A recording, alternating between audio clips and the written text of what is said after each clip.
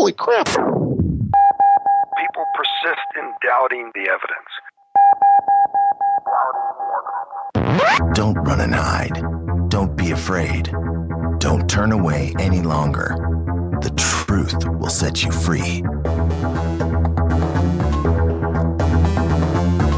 You're listening to Jimmy Church Fade to Black on the Dark Matter Radio Network. We're turning all of our antennas towards Jimmy Church on Dark Matter Radio.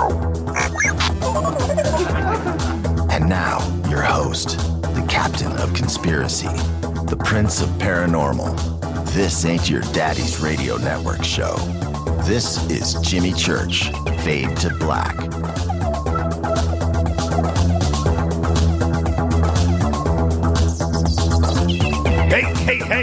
Hey.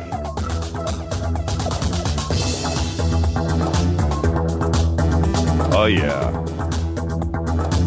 How you doing? Let's go. Fade to Black. It's Fade to Black Friday. Fade to Black Friday. It's got a ring to it, doesn't it? Fade to Black is back. Bespoke radio for the masses. That's right. It's Friday, June 27th. 167 days into the new year. Let's get this one cracking. Gonna have a good one tonight. Live from the JP Motorsports Studios right here in sunny Burbank, California. For KJCR and the Dark Matter Radio Network, I am your host, Jimmy Church. How you doing? Big salute. You know what we're doing. To the proud men and women in uniform. Getting ready to go dark again in Iraq. Everybody be safe. Without them, there is no me, there is no you, there is no us. And you couldn't hear me right now. And I do really need and want you to think about that. Freedom of speech is a beautiful thing. This show is a beautiful thing. Dark Matter Radio is a beautiful thing. All right. Lou Sheehan says, repeat. I have no idea what that means. Welcome, everybody, on Twitter. Follow us at JChurchRadio. At JChurchRadio. Hashtag DMRadioNet. We've got TweetDeck open. To my left, I have one screen, one monitor dedicated to all of you. Facebook, YouTube. You know what to do. Follow, like, and subscribe. If you're listening right now, I don't know if you're on TuneIn, if you're on Dark Matter, where you are, all around the world, across the United States, everywhere. This is a live program. So however you are getting to us, off of our website, on your iPhone, iPad, computer, whatever it is, follow, like, and subscribe. Go do it. Tonight's going to be a great show, actually. It's pretty good. We're going to have live from Rome, Italy, Patricia Cori, author, screenwriter, investigator, world traveler. She does it all. We're going to have a lot to talk about tonight with her. Excited about that. She will be live from Rome at the bottom of the hour. Just got my copy today. A little late. We got a couple copies, actually, of her book, The Emissary, which is now in development for a major motion picture. And I've got my copies here. And so, which means I'm going to give one away. I'm going to keep one, of course. But I'm going to give one away. We're going to figure out how we're going to give it away. I don't know. Something creative. We'll do something. We'll do some Jeopardy. And no doubt that Leslie will be the winner there. I'm confident in that. But nonetheless, The Emissary, got a copy of it right here. And we will give one of those away. We'll see if we can do that tonight. We'll figure out something creative. You can email throughout the show. You know what to do. Jimmy at jimmychurchradio.com. You can also go over to Fade to Black, jimmychurchradio.com. And go over to the contact page right there, and you can email direct, where we use Non-NSA, specially encrypted service. If you need to do it in confidence, you can go do it there. All right? Contact in the deserts. We're two.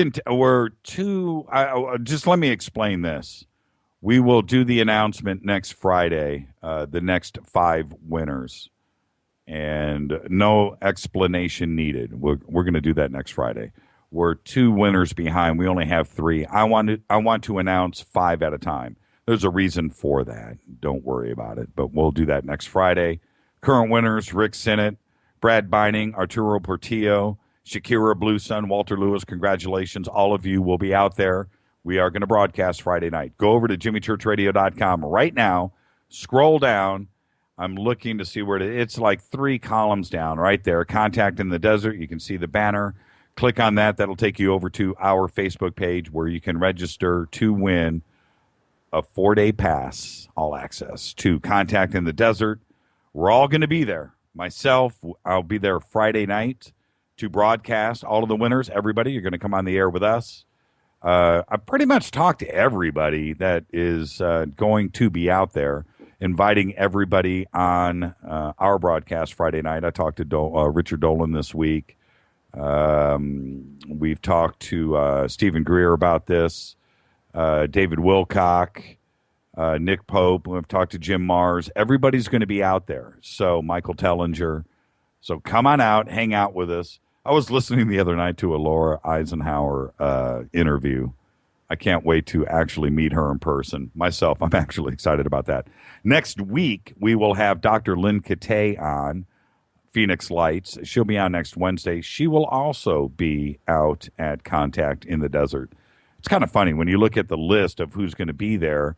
It's everybody we've had on this show over the past year, and it's exciting to have that many people. Marshall Klarfeld, Robert Salas, Colonel Robert Salas will be there. So please go register right now. Go over to jimmychurchradio.com, click, and it'll take you right over to that page. Okay? So that's Contact in the Desert. Oh, got a couple of emails. We had a great show last night with Carrie Cassidy live in the studio.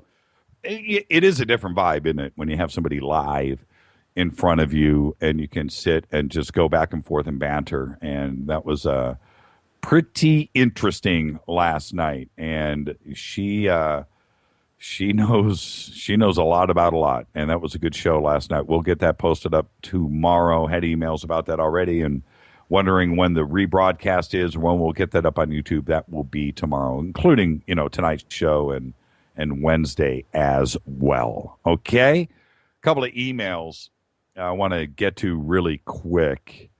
Interesting. Okay, this one came in from Alta.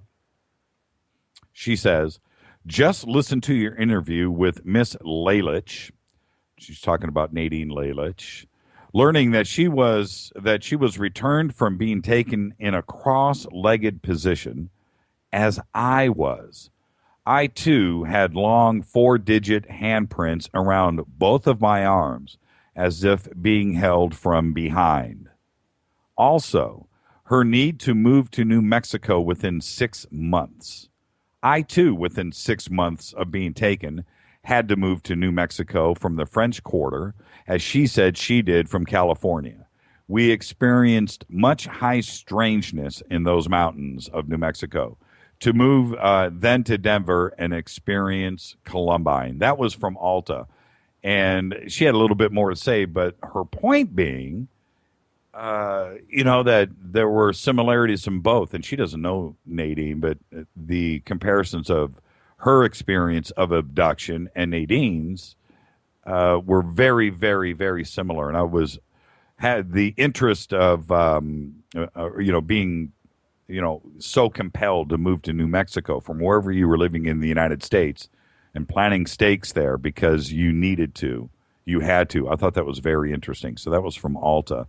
Alta, if you remember, for those of you that have been with us over the last year, she called into the show way back. I want to say back in December of last year. She called in and told us about her experience of being abducted in New Orleans. And one of the things that she said, which I found totally strange and yet cool at the same time, was when she was walking up Bourbon Street, which is always 24 hours a day congested and tourists and people and bars, and it's a 24-hour street, that it was empty and in slow motion and strange, like it was another dimension. And her description of her experience with that was just absolutely amazing. And it reminded me of another experience. I will actually pull this story up and I will read it on the air next week. There was a story that I had read about a woman who was raised in Riverside, California. And she went back after many years and went back to go see her old home in Riverside, and her experience of entering another dimension when she turned on her old street, and what happened and what she saw and what happened to her when she left Riverside that same day. It's an absolutely amazing story. So the two, her story and Alta's, very similar, very cool. And I will pull that up. And now that I've reminded myself of it, I've taken note. I will read that next week. Another email came in. This one's from Roger. He says, recently I remote viewed an Anunnaki, and when he noticed me, he just walked off, and then I saw his elongated head.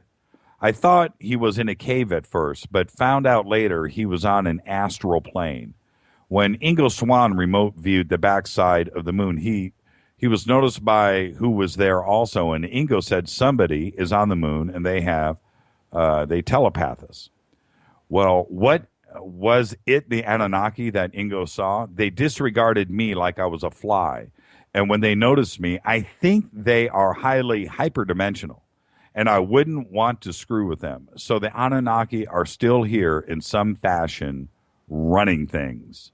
Interesting email. Again, what would we be to them? So highly advanced. But I thought that email was interesting. I wanted to share that with you.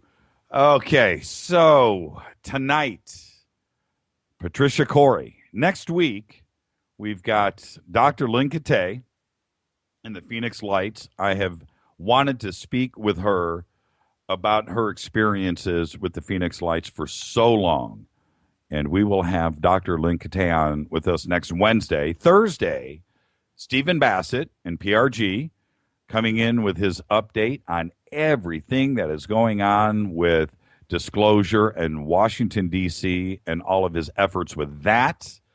And I'm excited about that. So that'll be Thursday. On Friday, check this out.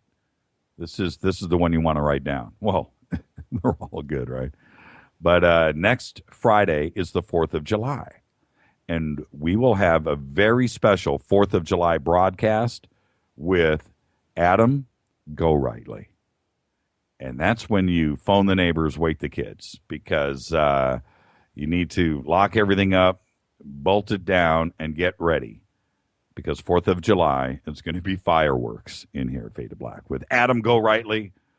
With the funny thing about Adam, we're going to get him on maybe 6 months ago, and I was nervous. I was like, man, I don't know if I can handle. That's a man, but that's it. 4th of July, fireworks, this great country of ours, and Adam Go Rightly, all going on at the same time. I can't think of a better way to spend the 4th of July with all of you. So that's what's going on. That is what's going on in the world of Fade to Black at the moment. Let's go ahead and take a quick break, and I'll be back right after this. Don't forget, at J Church Radio. Let your friends know. Everybody on Twitter, go follow this show. Come hang out with us. Do it. That's the challenge. That's the challenge. Everybody out right now, go follow. Go follow J Church Radio. Hashtag DM Radio Net. Jimmy at jimmychurchradio.com. This is Fade to Black, the Friday edition, Bell Gab, on the Dark Matter Radio Network.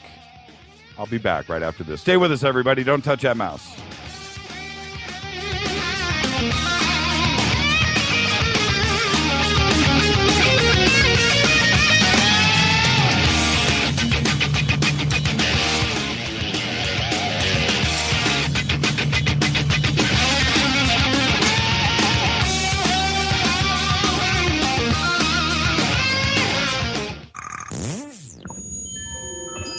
listening to Jimmy Church Fade to Black on the Dark Matter Radio Network. What's up, revolutionaries? It's me, Jimmy Church. Do you have an IRS or state tax issue? Well, I did, and I called national tax experts. My problems were fixed, done, fini, and man, I got to tell you, it was a relief. National tax experts are a recognized tax office that services clients in all 50 states. It doesn't matter where you live. Give them a call. I'm telling you, they take the time to understand each and every client's individual financial status as well as their financial goals. And that's exactly what you need, my brother, when you're taking on the evil 3-letter. So, seriously, give them a call today at 1-877-909-5444. Again, 1-877-909-5444. Or go check out their website, www.nattaxexperts.com. That's NATTAXEXPERTS.com. Tell them Jimmy sent you. This is KJCR at JimmyChurchRadio.com. On the Dark Matter Radio Network.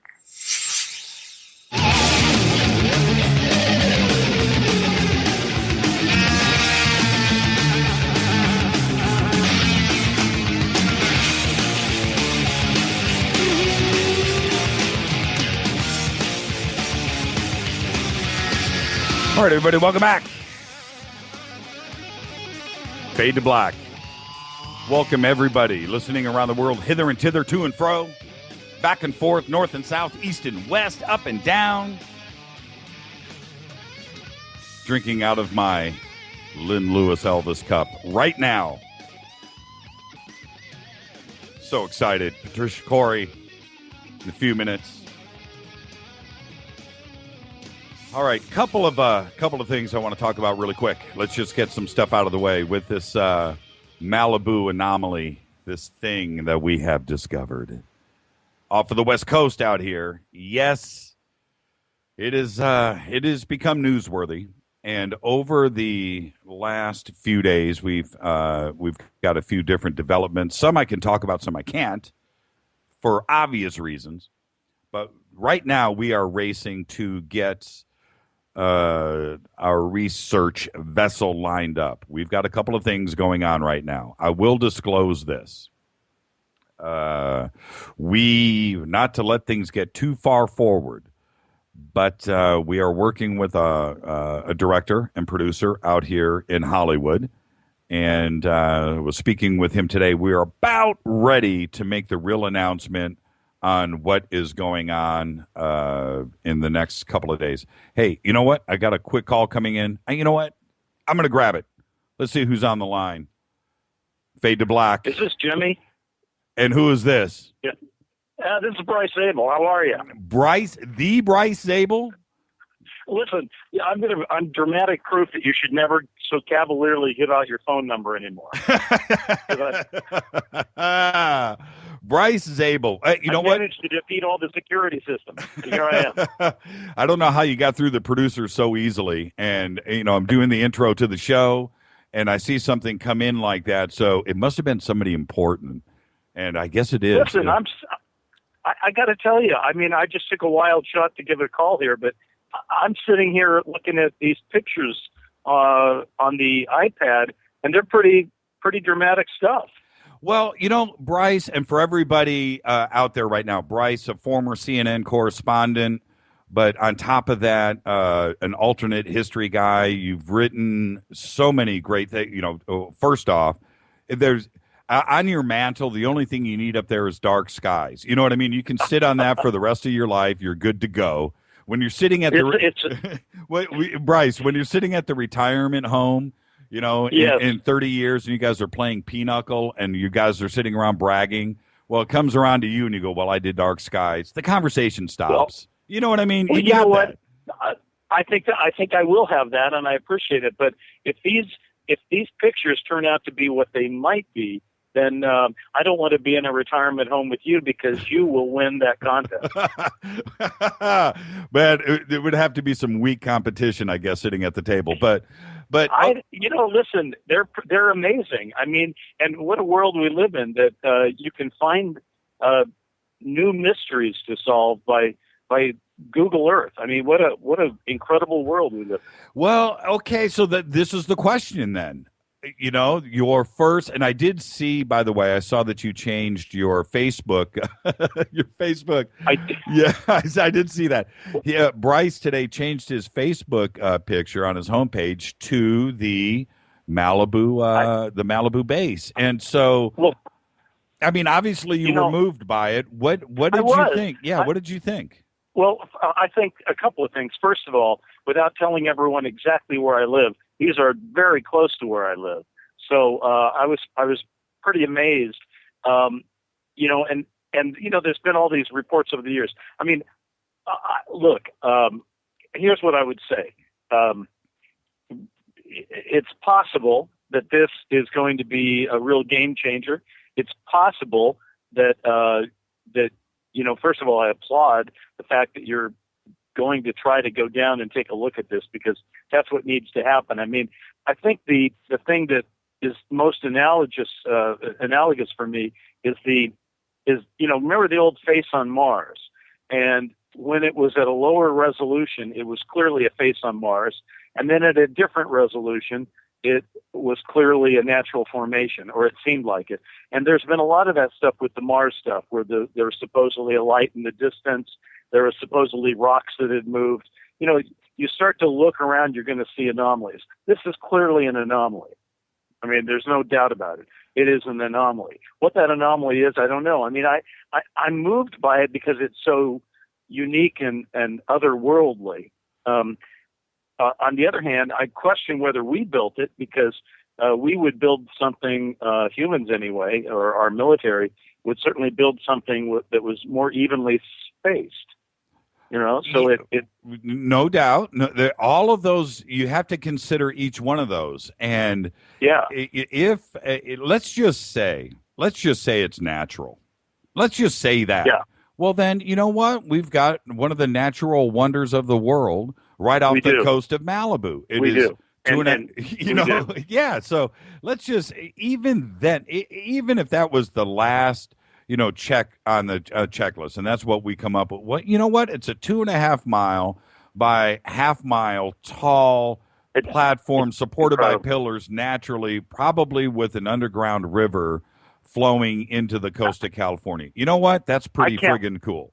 It's very cool. I can't wait to find out what's down there. I applaud all efforts to go down there and take a look at it. I mean, here's the problem we have right now, is this is, you know, trying to assess what we're looking at in that collection of photos is a little bit like trying to solve a math equation with one too many variables in it. We can talk about it all we want, but we can't solve the equation yet. The only way we solve the equation is to be able to go down and take a look for ourselves, which, by the way, you know, shows why this is not the face on Mars.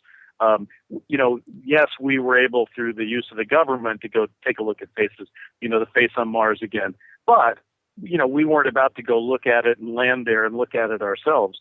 That's what you're about to get to do. You're about to go to this location and actually, you know, look for the rest of us at what is down there. And I think you're right. Let's just say that you've got to go with the most likely explanation. Let's say that it's natural. What a story, anyway. Anyway. You know, and you touched on one thing that I think really needs to be driven home. The face on Mars comparison is an obvious one, but we can't go to Mars. This is this is 6 miles off the coast of Malibu, and here we go. Not only that, but why? Let me throw it back at you. You've been an anchorman, you've been a reporter, you've been news, sure. CNN. If you had this lying in front of you, you would do the same thing, right? You would just, let's go. Of course. Yeah. In fact, I mean, it's so close. Honestly, I could kayak out to this thing right now. I don't think I could get down there, but it's not that far away. So I personally, I don't understand, even though I've been a member of the mainstream media for years, before my, I guess, current incarnation, I never quite understood why, they're standoffish on things like this. This is a great story, and if it's not economically prohibitive to go out and take a look, why wouldn't they go take a look at it? You know what? I don't really know. When was the last time you were on camera? You don't do it anymore. When was the last time you were on camera? Well, I mean, the last time I was a paid news reporter was, more than a few years ago. But I'm still pretty wired into the news business, and certainly have lots and lots of friends who work in it. You should be our guy when we go out there and film this documentary. You should be. Hey, this is Bryce Abel reporting. Well, I think it'd be fascinating. I mean, I have this is a conversation we might want to have offline, as they say, but there are people who I think would be very interested in seeing this, and I think all of us are just rooting for it to be. Cool. I guess we're for just the truth to come out. It's already cool, though. I mean, it's already cool because here's the thing: this isn't. What's frustrating for people who are interested in subjects like this is that on the internet there's all kinds of people hoaxing and photoshopping and doing all this crazy stuff, and I think that undermines obviously the credibility of people who want to ask legitimate questions. What's great about what you've got here is you didn't make these photos up. These photos exist. Google made them up, if you will. Right. Google found them. Right. There's something down there that looks like that. And maybe it'll just turn out to be, one of the great wonders of the world. Maybe when you get close up, I mean, I really don't understand 100% about how resolution issues work in cameras that they're using. It's possible that you'll get out there and it won't look quite at all like what it looks like. But that's maybe an affectation of resolution. I'm not really sure. It may look even weirder. You know what? I've thought about that. What if it gets crazier? What if it's crazier? Yeah. And by the way, the fact that it's a natural formation. Look, I have to say that as a betting man, if I had to put my own money down, and certainly if I was betting my house, I would bet that it's a natural formation because you'd have to go with the conservative answer because you're betting. But if I was writing the story about this thing for dramatic purposes, it's not at all out of the realm of possibility that, let's say that it is a natural formation. That doesn't preclude the U.S. military or even an alien intelligence from making use of a natural formation on the Earth as a base. I mean, we've done that before. I mean, let's face it, that kind of stuff happens all the time. So the fact that people keep seeing things flying in and out of the ocean in this particular area, maybe there is something down there. You're exactly right. And the whole thought of rivers running underneath the continental United States and interconnecting things, that's not out of, that's not science fiction, and then we just had that discovery, and I'm sure you heard about it, 400 miles under the earth this week, that we have these super oceans that are feeding our real oceans. And so those are connected too. There's just a lot we don't know, and let's face it, you are on the cut. I mean, look, we don't know a lot about space. We're learning more every day. We have a Hubble telescope to go look for us, and it's teaching us a lot. But they've always said that the oceans are the great unexplored frontier here on the Earth, and we're just now really starting to look around and think about it. Yeah, we know Earth more. Takes a bunch of pictures, and you find them. You're exactly right. We know more about the moon than we do our own oceans. Right. I think that's about to change, though. I mean, let's face it. You're going to go down there. Let's say, let's just spin one scenario. I mean, clearly you're going to go down there in the relatively near future and take better pictures. And those better pictures are either going to reveal something artificial, which would absolutely blow everybody's mind and change the game as we play it right now, which is one possibility. Or the other possibility is you go down there and you get incredible first pictures of an underwater, structure that is natural but mind-blowing. Exactly. I mean, let's face it, we have mountains under the ocean that are probably as big as Mount Everest. There's no reason that this couldn't be this most incredible natural cave that will teach us a lot about how the ocean works and how the Earth is put together. So either way, we could be on the verge of something. And I just wanted to call in. to basically say, well done, my friend, well done. Thank you, Bryce. Hey, listen, let's talk offline. We started a conversation earlier. Let's do that. You got it. Safe travels, and I'll talk to you when you get back to California. All right. All best. Bye-bye. Yeah, bye-bye. Bryce Zabel from an undisclosed location somewhere in the United States. Bryce Zabel, this is Fade to Black. Thank you, Bryce. Wow, that was kind of cool.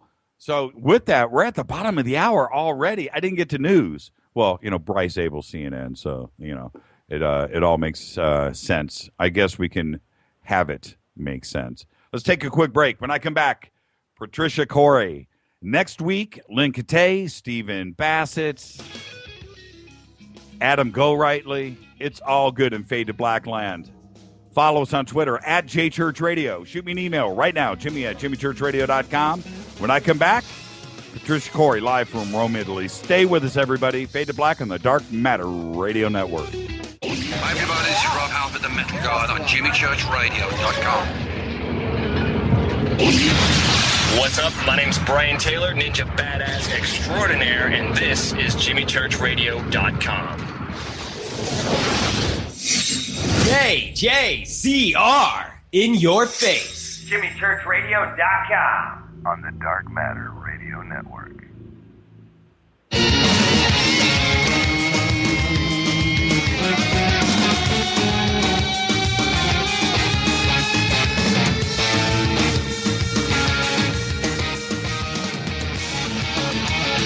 All right.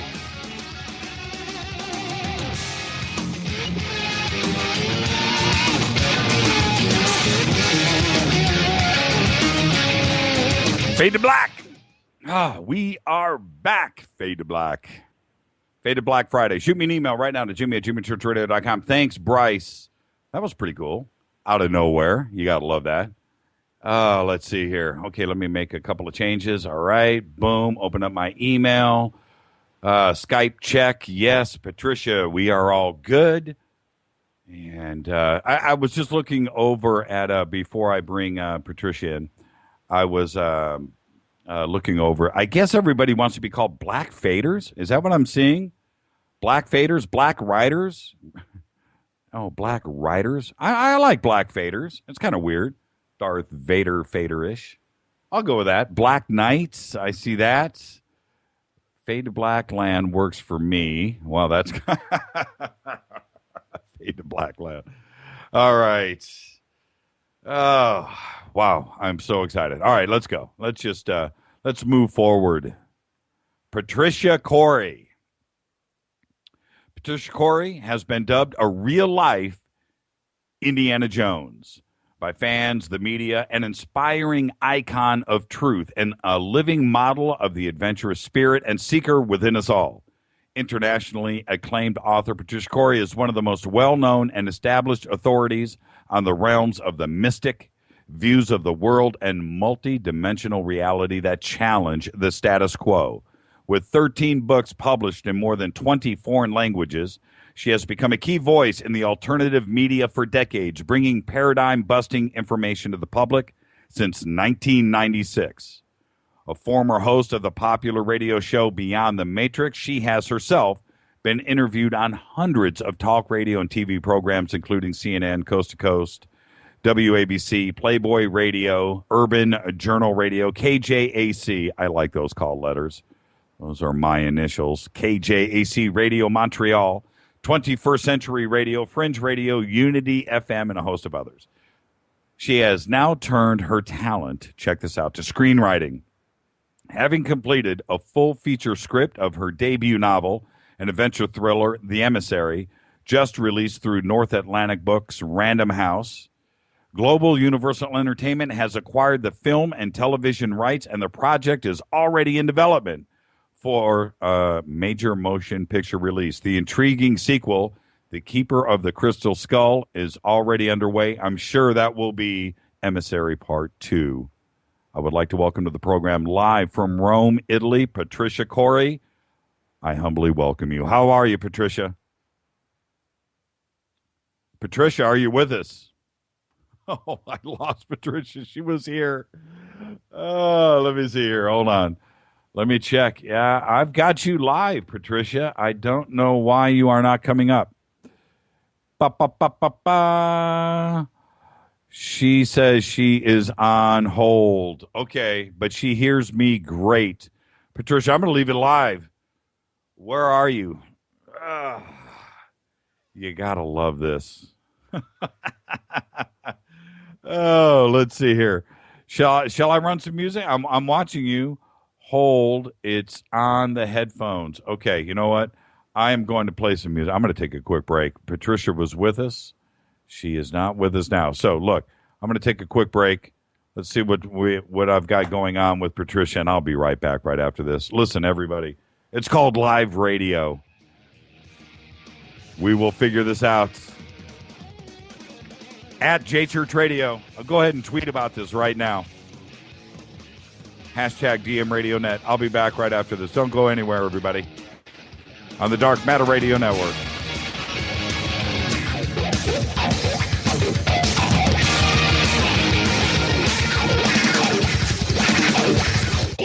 This is William from La Crescenta, and I listen to JimmyChurchRadio.com. Jimmy Church. My name is Alan, and I listen to JimmyChurchRadio.com.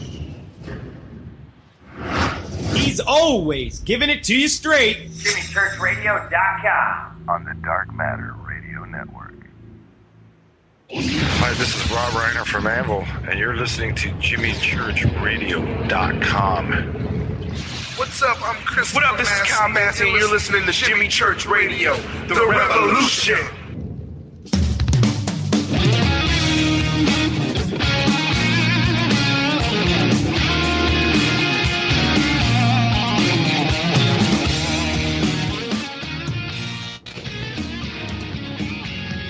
Okay, we got Patricia now. Speak to me, Patricia.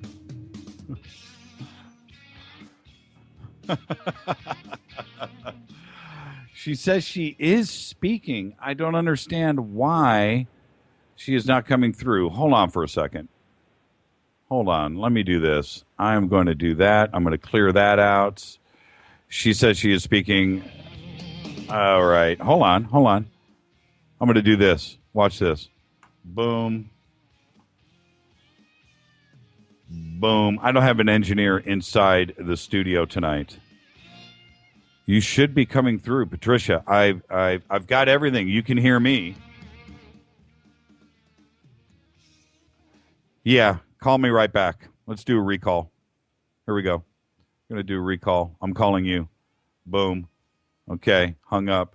Back on. Let's see if this works. Okay, Patricia, we are connected. Talk to me.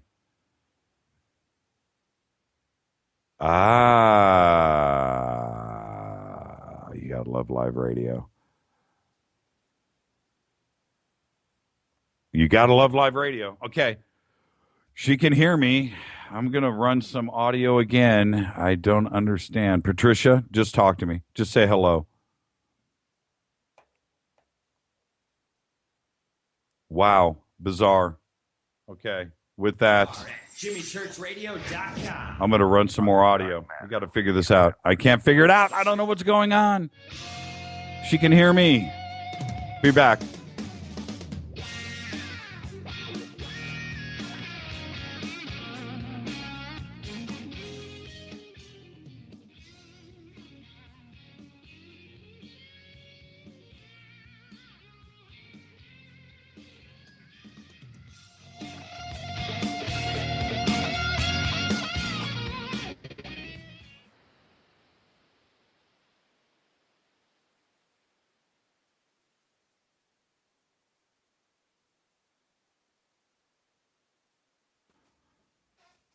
Okay, we are trying with Patricia. I'm just letting you know we're switching computers over on her end. I don't know what's going on. She can hear us. Her headphones are running. I will say this. What she has got going on and what we're going to talk about tonight, this is what the Emissary is about as I'm waiting for her to connect back on our end. I'm just going to leave the line open so she can just come straight in when she hits it. But the Emissary is about an ET civilization that is underneath, living under the oceans, and their civilization is protected by dolphins. And that's what, and so it's the contact between ET, the protection of the ocean. Okay, your line shows busy. Can you believe this? Okay, please call me. I have just hung up on you. Okay, so now, Patricia, yes, I'm calling you back. This is great. This is live radio. And Rome, Italy, this is the thing. Everything was, there she is. All right. Oh, well, you know what? This is what we have to do, Patricia, with technology. You and I talked all week. It's all good. Everything's beautiful. And then when, it's live radio, when the chips are down, so. But welcome. It's 4:30 in the morning in Rome. It is, and I've had 2 cups of coffee, so I'm happening. Yeah, I'm on my second going on third cup of Starbucks here. Do you guys have Starbucks? You guys got Starbucks in Rome, don't you?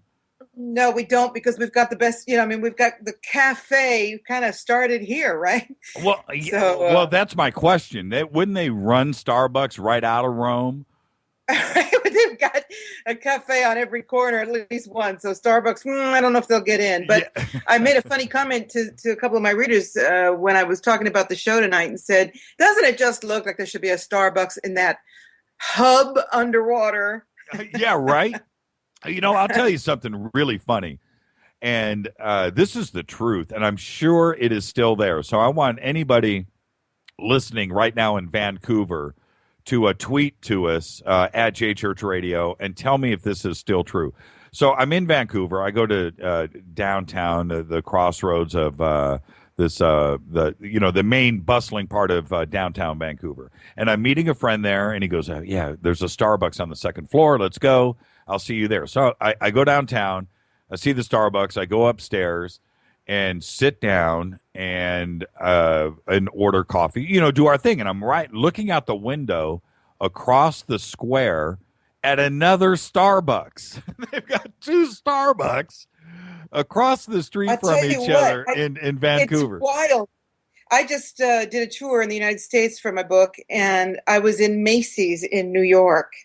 And they've got like Starbucks on every floor of the store. Is that right? I just was like, okay, Starbucks is definitely taking over the world. Yeah, it's overwhelming. And then somebody told me once, and I went and checked this out, and I found it to be a semi-truth to truth. You know who the partner is on Starbucks? You know who kicked that off? Don't tell me it's Dick Cheney. Kenny G. No way. Yeah, exactly. From the mellow sounds of the horn. Yeah. As if he didn't make enough money from that soprano sax. You know what I mean?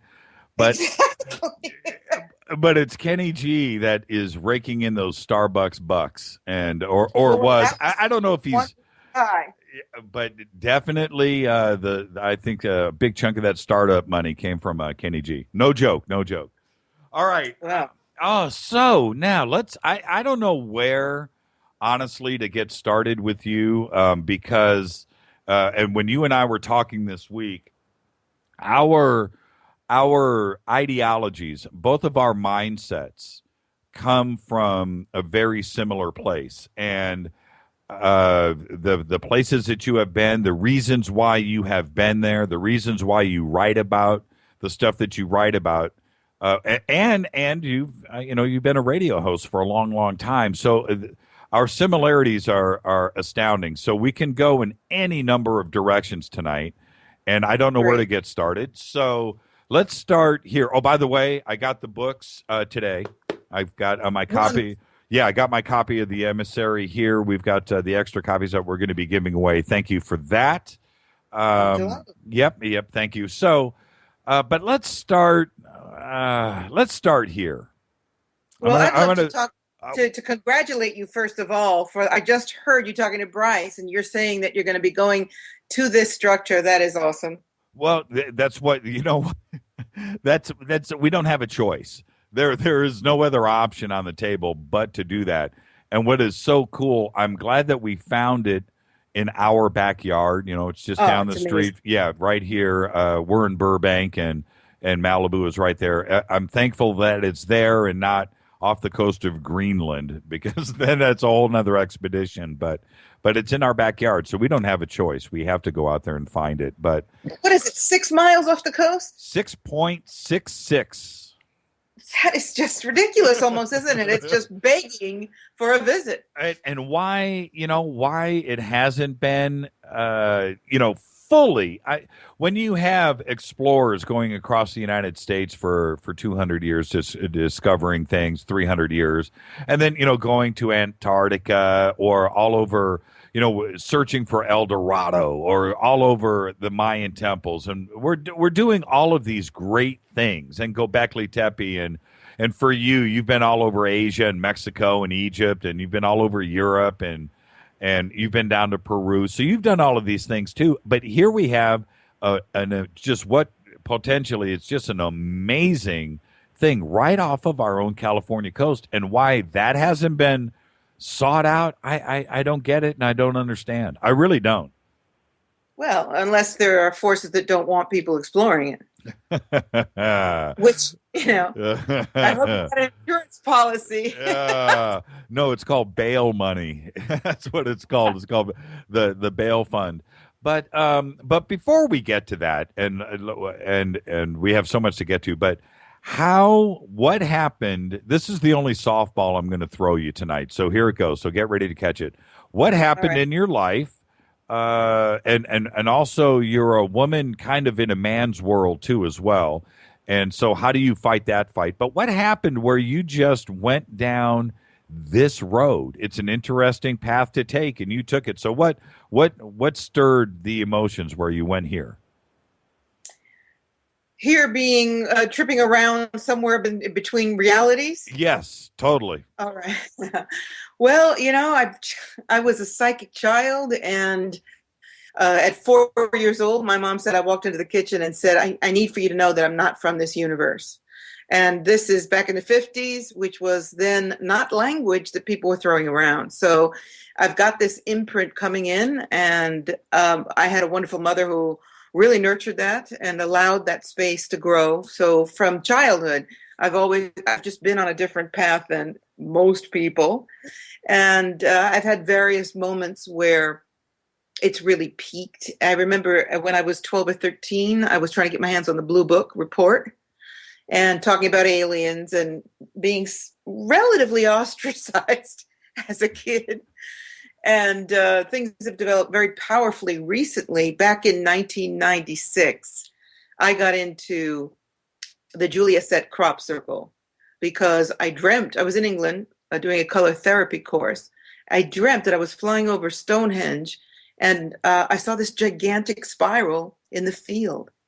And I heard a voice in the dream say, pay attention, this is a lock-on point for extra-dimensional contact, and it's going to be important to you.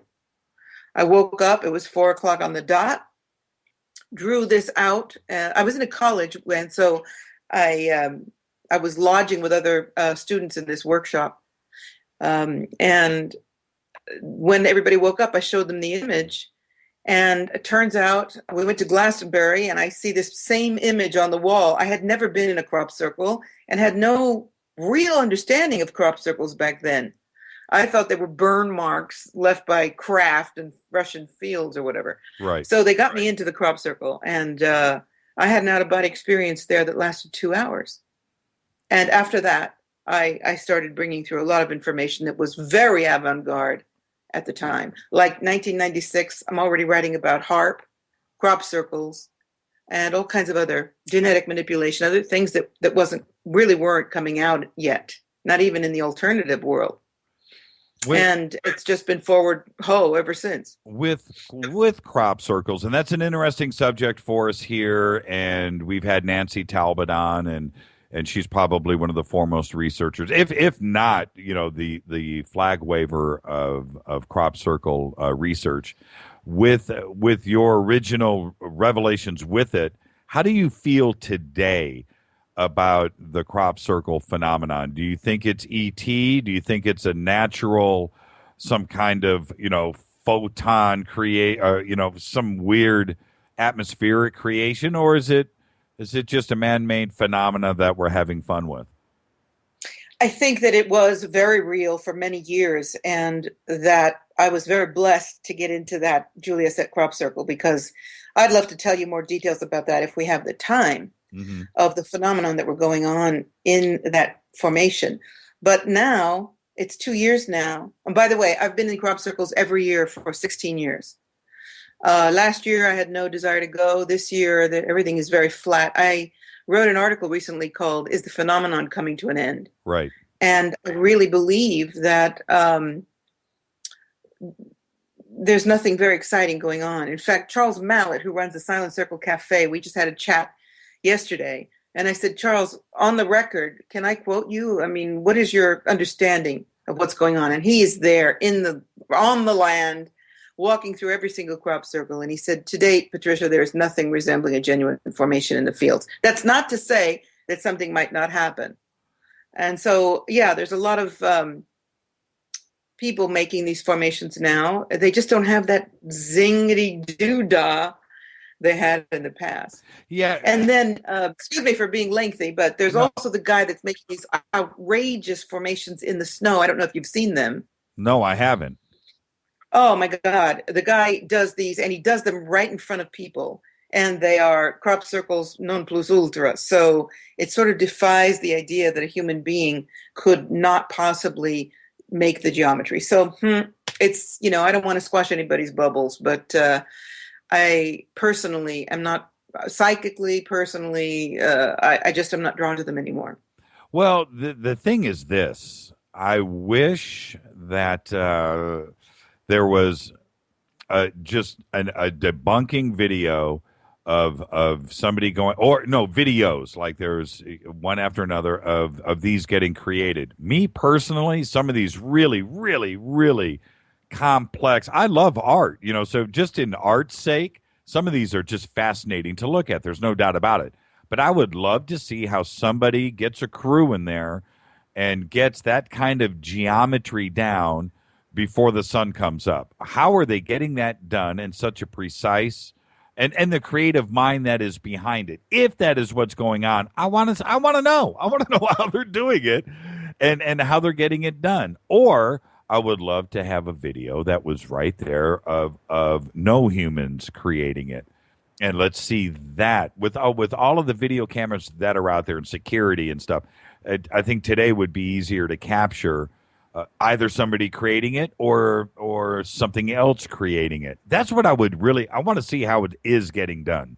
Yeah, but these are still open fields. I mean, even though London is a video camera every 2 feet, these are still open fields out there. And even though there are a lot of researchers that are out, and I've been sitting on a mountaintop at night waiting to see the balls of light. Right. That's fun. But there's never been any substantial photography or night action. But one thing that we can say for sure is that in the case of the Julia set, this thing came down in relatively no more than an hour, because we have evidence of craft flying over the site. First of all, Stonehenge is like the most visited site in England. And it was in the middle of summer. Right. And the two roads that pass around Stonehenge are both heavily trafficked. In the middle of the day, this 151 circle, perfect Fibonacci sequence crop circle comes down in the middle of the field, and it comes down and with the plane flies over.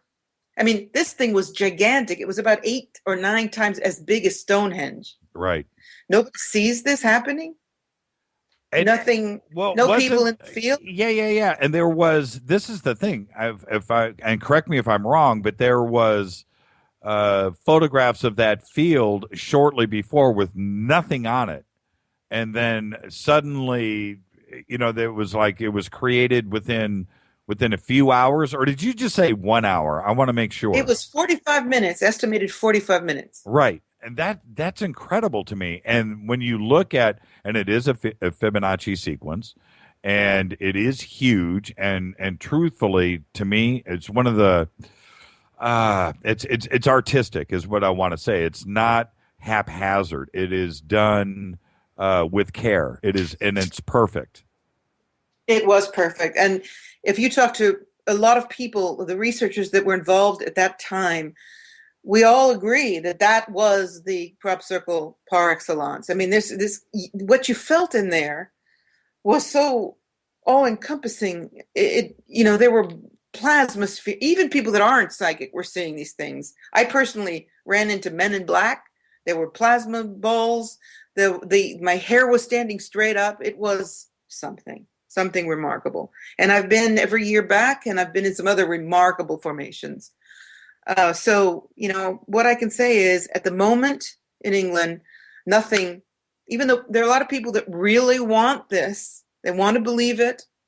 There are people that have an interest in believing it and bringing it forward for their business. But at the moment, and I reserve the right to change my mind, there doesn't appear to be anything genuine in the fields. But I am going over soon, and I'll get into as many formations as I can and see what I can pick up. Yeah. Nancy Talbot sent us some email earlier today that something has just popped up over in Holland, and I'll forward you that email. It looks interesting too as well. Nancy is on top of her game. What was funny with Nancy, I remember when she was on the show, and I pulled up, or I didn't do it, I can't take credit. The producers here, I pulled up, like the 20 most famous crop circles. And we made a gallery out of it. And I said, so Nancy, you want to do me a favor and comment on these crop circles? She goes, well, you know what? I only comment on real ones. And I said, well, okay, but just take a look at this gallery and just tell me what you think. And she goes, it was hilarious. She goes, fake, fake, fake, fake, real, fake, fake, fake, real, fake, fake, fake, fake, fake. I said, okay, well, then comment on the two real ones. I mean, she knew... she knew every single one. She had researched, and it was amazing to get her comments. And just like you are saying right now, she's not interested. She doesn't want it. And anything that's fake, she doesn't care about. She only spends her time on the real ones. And I totally respect your take on that. So, and anyway, let's move on really quick to this little discovery out off of the coast of Malibu. I asked the same thing of every guest and all of our sensibly minded friends of the show. What did you think the first instant you saw the first photograph? What popped into your head? Well, obviously the first excitement was, oh my God, here we go. We've got an alien base here. And I'm all about that right now. I'm very involved with the oceans anyway. So, I'm doing a lot of investigating. And then on second look, I thought, well, I'm not sure if this is an alien base or a man-made base, but one thing I can rule out as far as my own perception, that this is a natural land mass formation. I heard you, again, speaking with Bryce about that. It looks natural. It doesn't look natural to me at all. That ceiling is it looks like it's some sort of, first of all, it looks like it's metal, or some sort of other substance covered in God knows what, sand. I don't think sand would hold to it that way. I mean, if you look at that lid of a ceiling, it's molded. I mean, if that's a natural land formation, like you said, then it is one of the wonders of the world indeed. But I'm very interested in underwater and underground bases, and I'd love to talk to you today about the reality that we have a complete culture under the earth. We've got the inner earth stories of Talos and the inner spiritual communities that many believe exist in the center or in the deeper earth. And then we have this substrata of civilization that is run by the government. Well, interestingly enough, your novel, The Emissary, is almost exactly written about what we have found here. And I find that a weird synchronicity type of thing. But when you were writing the book, what were you envisioning your ET world under the ocean to look like? In any way, did that photograph or the images that we shot out there to the world, was there any kind of deja vu moment for you? Well, in my vision and in the story, there are these colonies of aliens living in structures that are almost like gigantic jellyfish, and that may sound bizarre, but mobile structures that are actually living craft.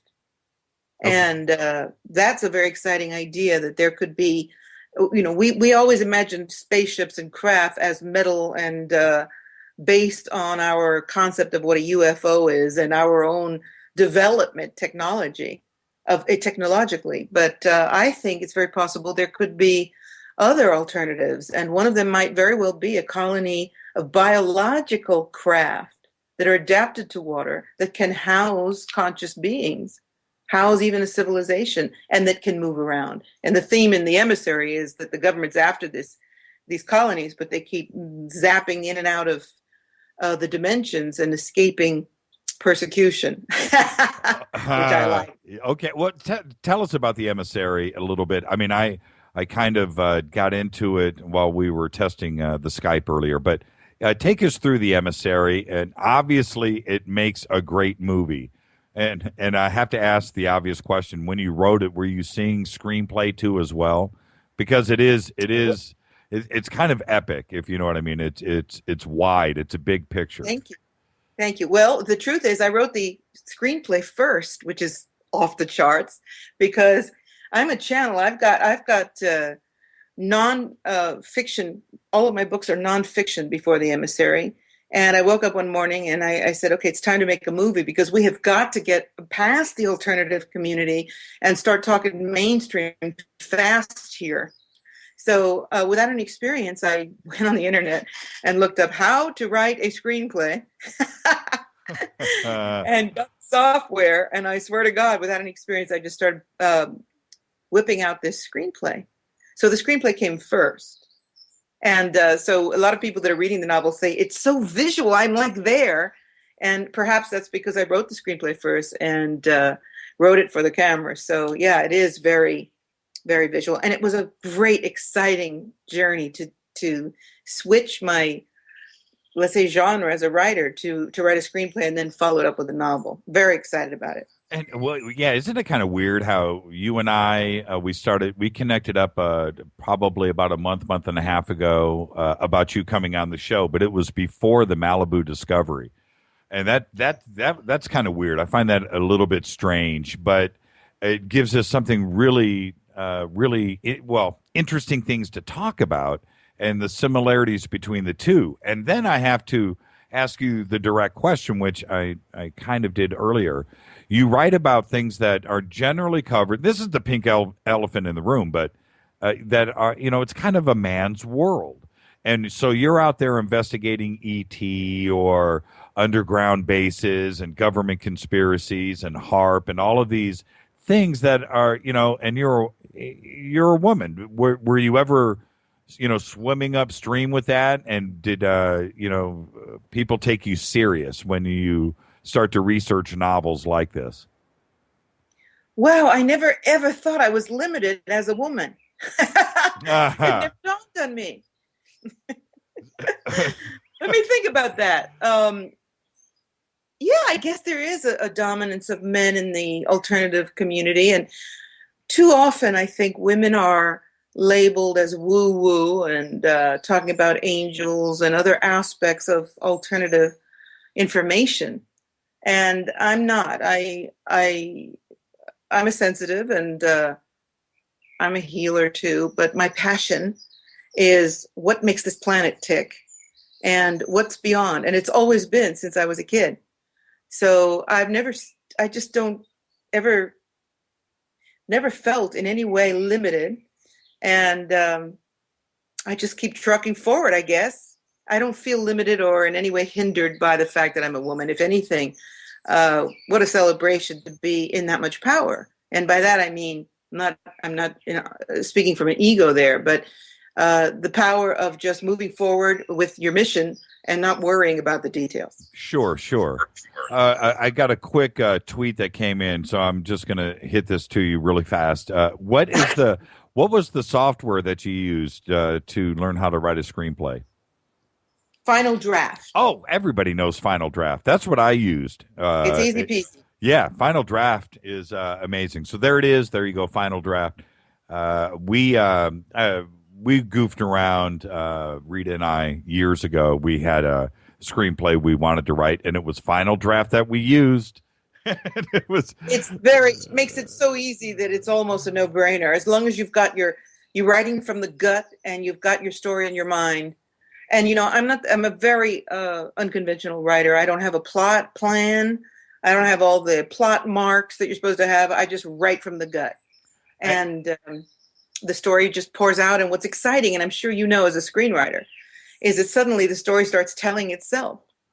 Yeah, well, and if you have an ending and a beginning, that's all you really need. You're absolutely right. It will eventually, if you have a good story to tell, it will come out. And that's the thing about, I seem to have this conversation every single night with our guest, that technology today, if you are creative, if you are good, if you have something to get out, whether it's music or whether it's a movie, a cartoon, animation, or maybe a television show or a radio program, today, go get it done. You can go and have free distribution of anything that, maybe it's a book. You can self-publish. Maybe it's a movie. You've got YouTube. Maybe it's a television show or animation. You've got YouTube or radio. Whatever it is, go and do it. It's such an encouraging thing. Yeah, it is so cool that you can go and get the means to the end of whatever it is. Go buy a video camera. Well, for now, you can shoot your movie on your iPhone, and just go and edit and get it done and get it out there. If you are good and you have something that you need to tell, you have a way to get it out there to everybody. And the thing is that I'd like to remind people that the get it done part is the clue, because there's so much creative energy out there. And I think that, I think we're slipping into the fourth dimension here. So there's a lot of influence. People are picking up so much information from many levels of consciousness. But there's that get it done part that seems to impede a lot of people from really living that dream. So it's just like focus your energy, bring it through, and then bring it to completion. And even if it's not perfect, get it done and get it out there. Out of all of the places that you've been, and you have a bucket list it's for everybody. Asia, Europe, all over Europe, England, Peru, Egypt, and I want to spend some time on Egypt tonight too as well. And we That's had, my forte. Yeah. We had exactly. We had James Swagger on earlier this week. We spent so much time on Newgrange, and I think Newgrange is like the redheaded stepchild of megalithic sites. Nobody talks about Newgrange. They want to talk about Stonehenge, but there's other great sites all over England that don't get focused on. But out of all of the places for you, what was the most magical, the most mystic? Boy, I'll tell you, that is a very tough call. There have been so many, and it depends also on the experience, how it was set up. For example, I got myself locked in to Abydos Temple. And this temple, the Temple of Seti I, is where the famous J-Rod, you know about J-Rod, of course. Yep. Okay, supposedly J-Rod, the alien, was brought back to Abydos to be released back to his home planet. I don't know if that's true or not, but this is a very intense place, very magical. And you can feel the floor of the temple even rolling. If you start meditating in there or doing any kind of ceremony, you could feel the matter altering. I decided I want to be in there alone because I don't like to do anything when there are tourists around. And I got myself. Oh, and the locals, who are all my friends, told me that the people are scared to death of the temple because at night they can hear noises and voices coming out of the temple. And that one man who was a guard got absolutely his mind blown because he got locked up by accident inside because he fell asleep during the day in the heat and he couldn't get out. And all these gods were coming off the walls and he went berserk. So I said, I want to go in. And my people there were like, Patricia, but something terrible could happen. I said, don't worry about it. As long as there's no, cobras and roving crazy people, I'm fine with spirits. So I got myself locked in for 5 hours in the night, in the dark, in this temple, and I had the most awesome experience in there. Okay, I've got about 500 questions now. Out of all the places that you picked, to me, Abydos, when you first off, it's huge. It's not small. It's humongo. I don't know, and I don't want to be unintelligent about the description of it, but it's awe-inspiring. It's one of the coolest looking structures anywhere. I have no how tall is it from when you're walking up the ramps and you come up to the main door? What are we talking about here? Is it 10 stories? It's got to be somewhere around 80, 90 feet tall, I would think. I wouldn't say 10 stories, but these are huge pillars, maybe 3 or 4 stories. And of course, down below is the Osirian, which is the structure that blows everybody's minds, because the historians want to put this Osirian at somewhere between 8 and 9,000 BC. Mm-hmm. But the famous Hakim, who you may have heard of, who was an oral storyteller and the keeper of the Kemetian wisdom, was also my friend. And he and I both agree that it's more like 50,000 years old and dates to a period that would correspond with the Sphinx and the Great Pyramid. Well, let's stay right there then. Let's stay there. When you pull a number like 50,000 years old out of, okay, first off, I'm in agreement. Okay, let's just start there. Okay, I'm not. Okay. I'm with you. I can do the devil's advocate too, though. Yeah, well, we all can, but that's the easy road. The difficult path here is, I think I've said this so many times on the air, but it's hard for me to go with orthodox Egyptology here and description of look, it just happened. 3,500 BC, suddenly, the kingdom of Egypt just happened to just learn how to do all of this, and it just all got built. Don't ask questions. No, I think it was all there already.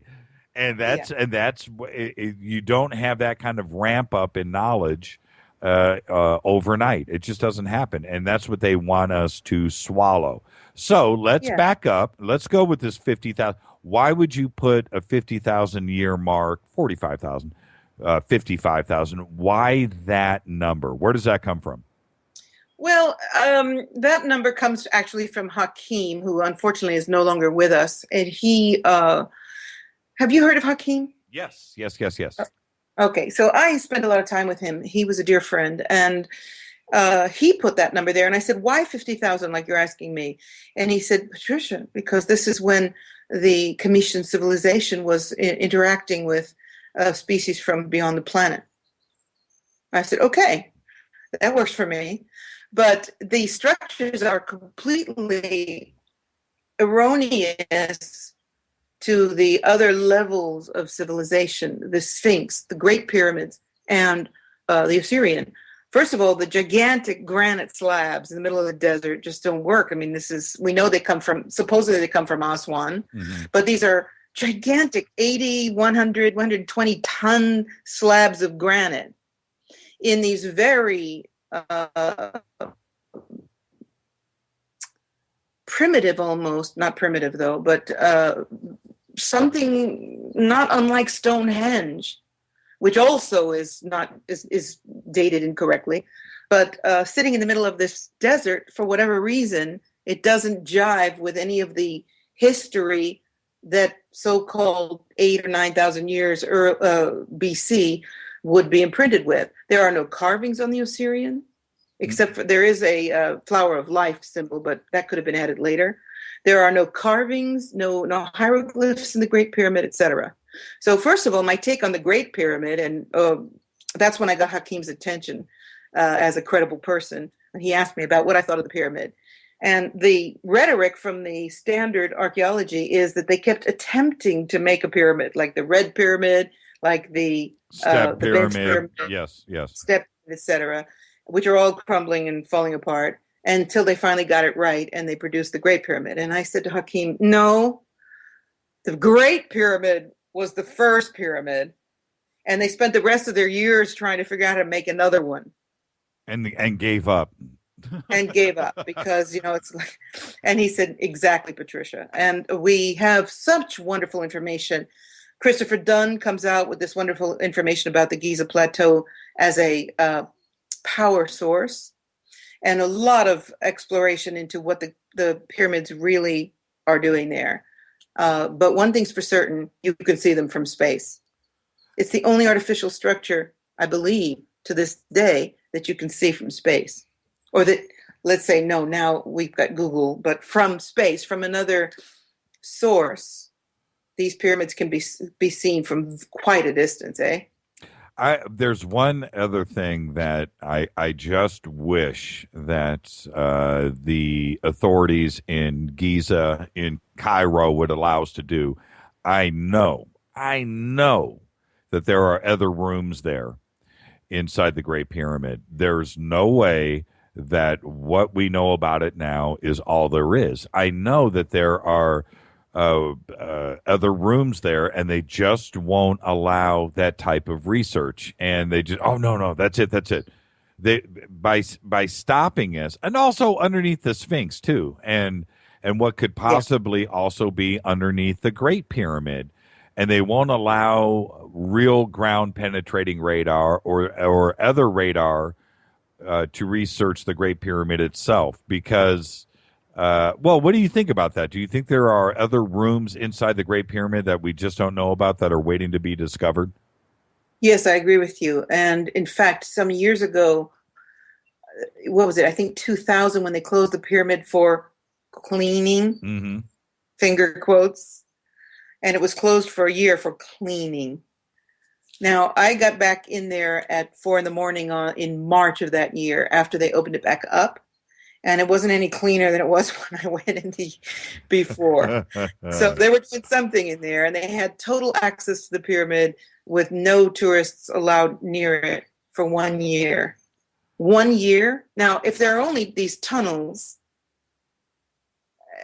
stairways up to the King's Chamber, and the tunnel down to the subterranean where I've been also, that doesn't take a year to clean. So they were clearly doing work in there. And what could they have been doing? I think they were exploring, who knows, they might have even been blowing open passageways.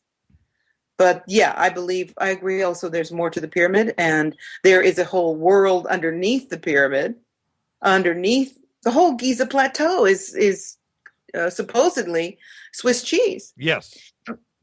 Hakeem said as a boy he used to go through a tunnel in Saqqara and come out on the Giza Plateau. Well, and this is the other thing that is fascinating to me, how they stay in denial on this. But the entrance into the King's Chamber, let's just call a spade really quick. The entrance into the King's Chamber had 3 large granite blocks that blocked the path that dropped in from the ceiling. Okay, we get that. A little trap. It was sealed off. But that could only be done from the inside of the King's Chamber. So those guys, whoever did that on the inside of the King's Chamber, got out of the King's Chamber somehow. So that means that there was another stone that was inside the King's Chamber that moves. And whatever is on the other side of that is a passageway to get back out of the pyramid and to seal the trap and seal the King's Chamber. Those are the facts. And why not put the cards on the table and let us go in there and find out where the exit to the King's Chamber is? And it wasn't out of one of those air ducts that are 6 inches square. It didn't happen there. Why won't they allow you or somebody else to go in there and poke around and use some radar and ground penetrating radar and find out how those engineers left the King's Chamber after it was sealed? Because the structure of power on this planet doesn't want us to know all of these secrets. I mean, it's kind of a simple answer, but isn't it the answer? It's the same as the underwater base question. Sure. And all the other secrets that are being held by the power. In fact, as I travel around this planet, and I mean, I've been, as you said, to so many places, I'm watching all of the sacred sites being shut down. What? Stonehenge, they were going to build the road under Stonehenge to break the energy there. And they got so much static about that, they finally didn't do that. But what they did was create a new opening to go into Stonehenge. Now to get into the temple, you have to take a little train that takes you out there from 2 kilometers away, breaking the energy, breaking the sacredness of that place. The pyramid, I used to step off the asphalt and onto the sand and beyond the Giza Plateau. And now there are walls and barriers and fences and gates, and very high, by the way. You can't even see anymore the Sphinx from outside. And this is happening in Mexico. It's happening in Peru. It's happening all over the planet. What is it that, what are they afraid of us finding out? That's the key question. What do you think? What is it? What is it that they don't want us to find? Well, I think the question of alien intervention on this planet and the history of that contact is a first. I think that they do not want the population empowered by what these sacred sites still hold, still can do. Example, years ago I went to Chichen Itza, and there was a guy there, a local guy, wearing a NASA t-shirt. This piqued my curiosity. Okay. I said to him, why are you wearing a NASA t-shirt, senor? And he told me that, I don't know, maybe 6 months earlier, a flock of NASA vehicles had come in, surrounded the pyramid. He said they were very strange. They had big saucers on the top and all kinds of weird equipment. And George Bush and Mr. Vicente Fox performed a ritual almost, came out, walked up the stairs of the pyramid, disappeared inside the pyramid for an hour. And when they came out, the pyramid was now closed to the public. No. I said, are you kidding me? Yeah. He said because it's closed to the public now. But it wasn't before then. So those 2 dudes did something inside that pyramid, What are the rumors? What did they do? Well, nobody can know for sure, but I don't think it was a good thing. Oh, man, that is a great story. I have not heard this, and I am Twitter's about to light up right now. If anybody knows anything about what Vicente Fox and George Bush, and this was W, right? This is W. What did they do in the temple? And they went up the stair. Are you saying Bush and Fox actually traversed the stairs together up to the top, to the entrance, and walked in, disappeared for an hour, and then came out, and then from that day forward, shut off to the public? Oh, did I lose Patricia? Oh, let me check. Let me check connections. Patricia, you're still live. Are you there? No, we did. We lost the call. Okay. With that, I will actually, let me back up here. Let me back up. We'll take a quick break. And when I come back, we'll have Patricia back with us. I promise. This is Fade to Black. It's a good spot to do this at the bottom of the hour. Fade to Black on the Dark Matter Radio Network. I'd like to welcome everybody tonight. And shoot me an email, Jimmy@jimmychurchradio.com. Follow us on Twitter @JChurchRadio. Hashtag DMRadioNet. Take a quick break. I'll be back right after this. Stay with us, everybody. Don't touch that mouse.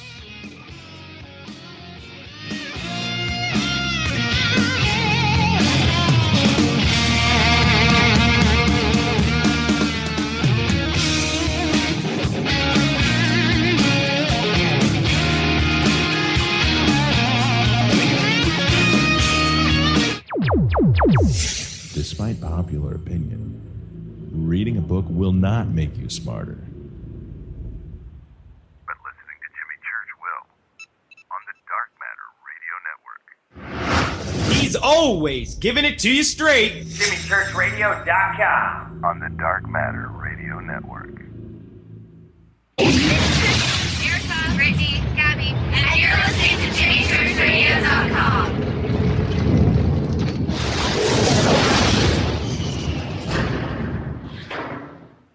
This is KJCR at JimmyChurchRadio.com. On the Dark Matter Radio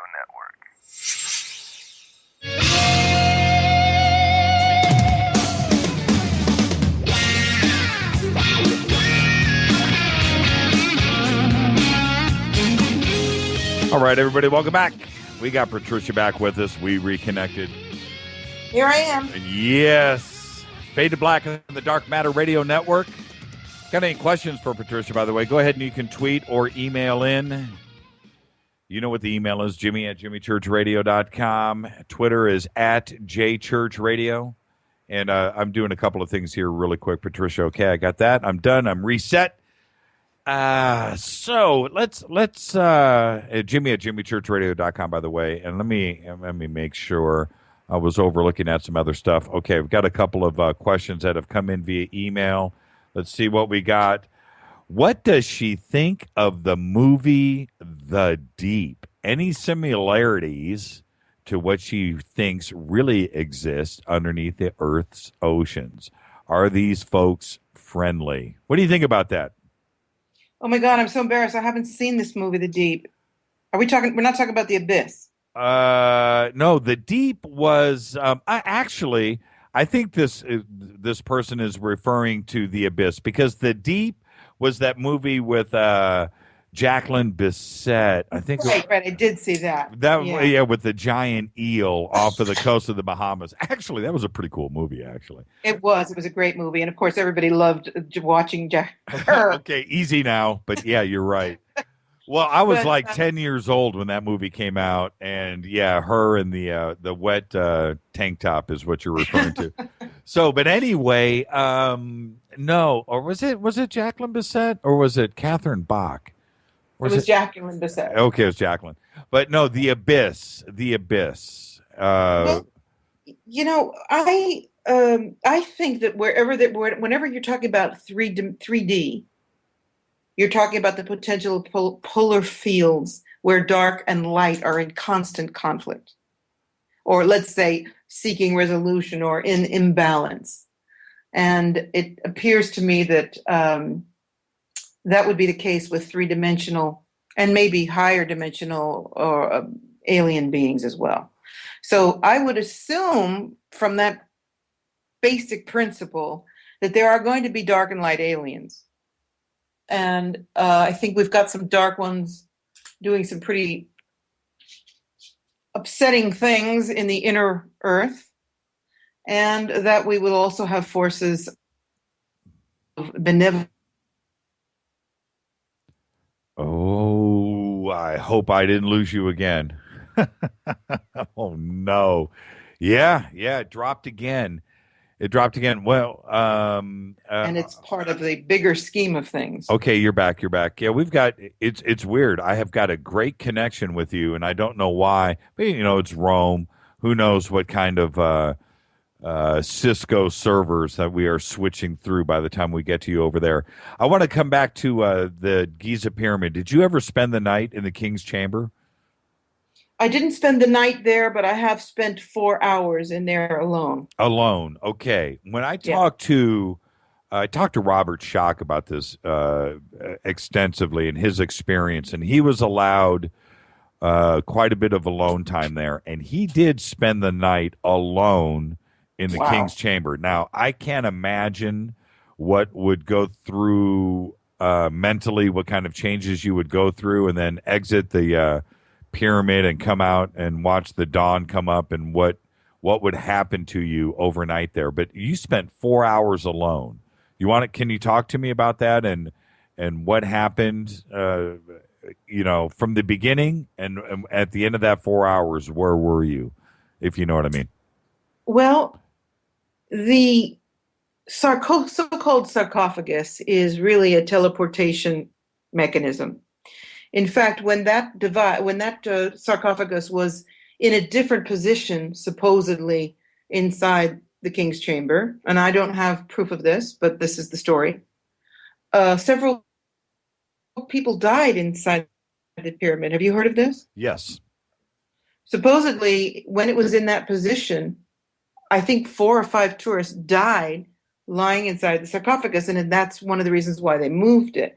And I would suggest, having been in that sarcophagus for 3 hours, that what happened is their soul just left the body and was teleported out to whatever star system they either came from or that they were aligned to, because that's one thing about the Great Pyramid. It is aligned to different star systems, as we well know, and has been proven by several wonderful authors and investigators. Mm-hmm. So when I was in there alone and had the privilege to be in that sarcophagus for 3 hours, and I had to tell a guard, look, if, come and look for me here,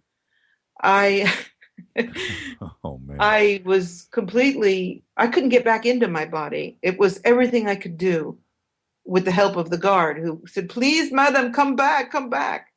And it took a long, long time, weeks, before I felt solid again. So what happened?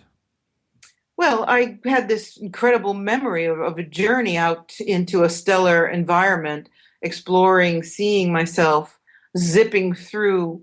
It was like how can I'm sure there's a film that could describe the rush of going through what looked like maybe a time tunnel, where all of these lives, all of these civilizations passed around me. And then I popped out and I found myself out in some sort of a galactic situation. And then, of course, I don't have memory, because the more you go out of your body, after a while, you just pop completely and you don't hold memory of the experience. But I can say that it was the most galactic experience I've had, other than the incredible Stonehenge Julia set crop circle. And most people have this experience when I take groups in, and I can give them each maybe 3 or 4 minutes in the sarcophagus each. They have this experience. Let's say 90% of the people feel that they've gone somewhere. Imagine 3 hours. It was awesome. I can't imagine. Oh, by the way, I'm looking at the picture of Fox and Bush going up the face of the pyramid. That's absolutely incredible. I had never heard that story. I was pretty flabbergasted by that story, because we couldn't go in, and I don't do authority real well. And I don't like people telling me I can't go into a sacred site. Yeah, it's an incredible picture. And he's got the Secret Service guy right behind him. So there's like 3 of them. It was ceremonial. Yeah, that's pretty trippy. And Vicente's got his hat on. Yeah, that's and Bush is got he's not in a suit. He's dressed like Fox. They have the same outfit on. Wow, that's pretty crazy. Isn't it? And especially coming from the guy that, with his little NASA t-shirt on, he said that they were beaming, there was something big going on there. There were these big, satellite dishes on these trucks and vans, and they were doing something in there, and then it was closed. Okay, well, I'm going to get to the bottom of this. This is good stuff. Okay, so back to the sarcophagus. Now, this is the thing. Well, I don't know. I will be over. Rita and I are definitely going to be over in Giza probably within the year. There's no doubt about it. We've got plans and we've got things going on, and I can't wait to get there. But I'm also a little leery. It's called claustrophobia. It's a little bit going into the Great Pyramid. It's got to be a little bit dank. It's got to, lack of oxygen. You're going through tunnels. You're crouching. Then you're in big rooms, and then you get into the King's Chamber. And what is above you while you're in the King's Chamber is about a bazillion tons of rock. So that's got to be overwhelming as well. So now you lay down into the sarcophagus, and can you feel the weight of the pyramid above you? It must be awesome. It just must be huge. You've never been, I take it? No. All right. Well, first of all, before I answer your question, I'm going to be there too. So I would love to be there when you're there and help you have that experience. So you just keep me posted, okay? Okay. That's not an issue. Okay. All right. So. The really weighty part of that experience is going down into the subterranean chamber, and that is much more difficult energetically than going up. So let me talk about that first. Absolutely. First of all, it's very, very hard to get that opened. And again, if you need help with that, I've got people there. In fact, a lot of the Giza people, even authors and explorers say, how did you get down there? They don't open that up, but I managed to do that. It is pretty much all the way down. You've got to be bent over in half. And it's very difficult, and it's a long way down. And when you get there, you get into this rough, unfinished looking space.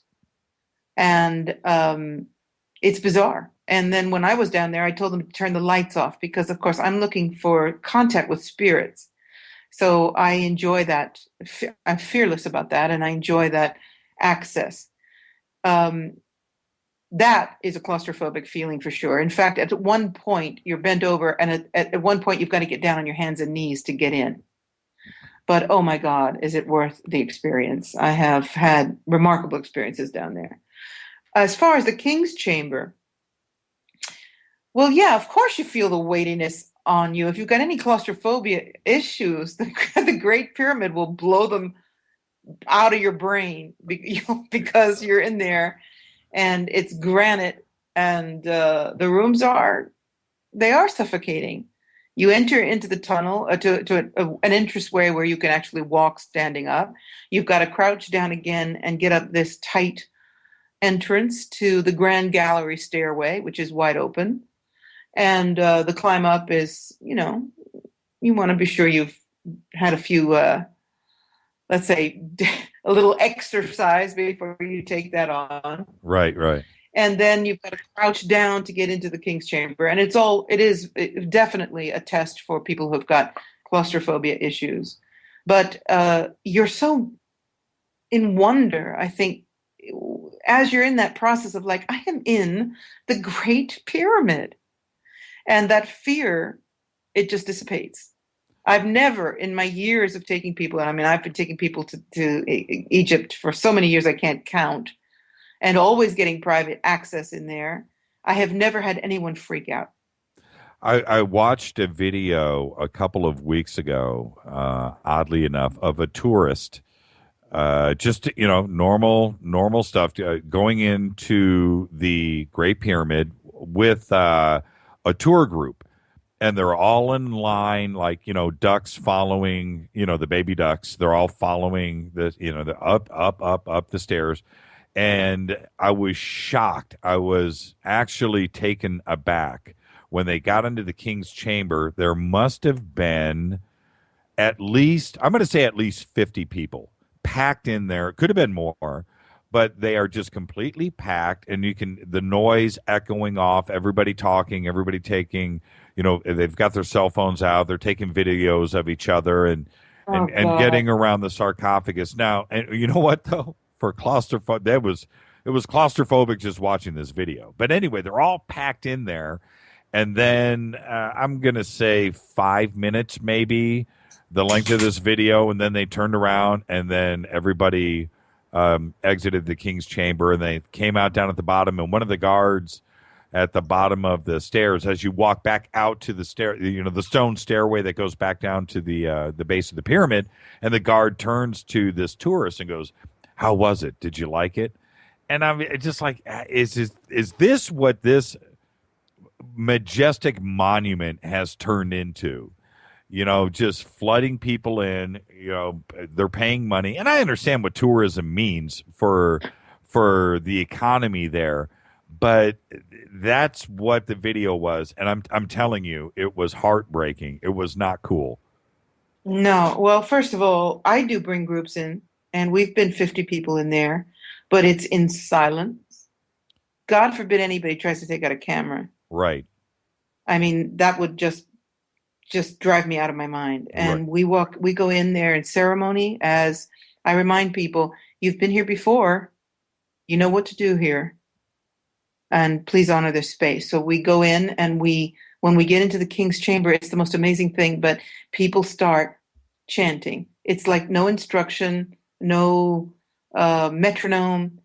People just start to sing. And it's the reverberations of those sounds are so all-encompassing that the pyramid starts to feel like it's going to take off. Wow. It is remarkable. So in that case, 50 people in reverence, in honor, and spiritual seekers inside there, that is remarkable, utterly remarkable. And I've had the honor of guiding these groups in for at least 15 years. Yeah, and and like I said, I'm watching this video, and it's people posing, taking pictures on the inside and talking, and almost like you're taking the tour of the back lot at Universal Studios, something like that, and you're going to go pose next to the Jaws exhibit or whatever. I've had someone say to me, I don't see why you're so excited at Great Pyramid. There's not even any hieroglyphs on the walls or nothing. Hey, I want to ask you about that. For a guy like Zahi Hawass, who's going to tell you that the non-hieroglyphic side of the Great Pyramid is not a big deal, and there is that one spot above the King's Chambers, up. There's that one autograph on the wall, and so that just means everything is cool here. It is Egyptian, but out of all of the sites in Upper and Lower Egypt, and everywhere that there is a need for the extreme need to sign the walls, it's everywhere. There's carvings everywhere. What's your take on that? I have my take, but what's your take on the non-hieroglyphic issue? Well, first of all, Zawi refers to graffiti, not hieroglyphs. Yes. So that doesn't count. And it's just testimony to the fact that this was not a temple. It was not a burial ground. It was not a tomb, because all of the Egyptian tombs were full of painting and messages for the soul to follow to find the afterlife. So the story that the pyramid and any other structure that is not painted would be a tomb is already negated by that reality. And when you look at the walls of the Great Pyramid, which are these great granite slabs that are so tightly fit that you can't even pass a piece of paper through them, no glyphs.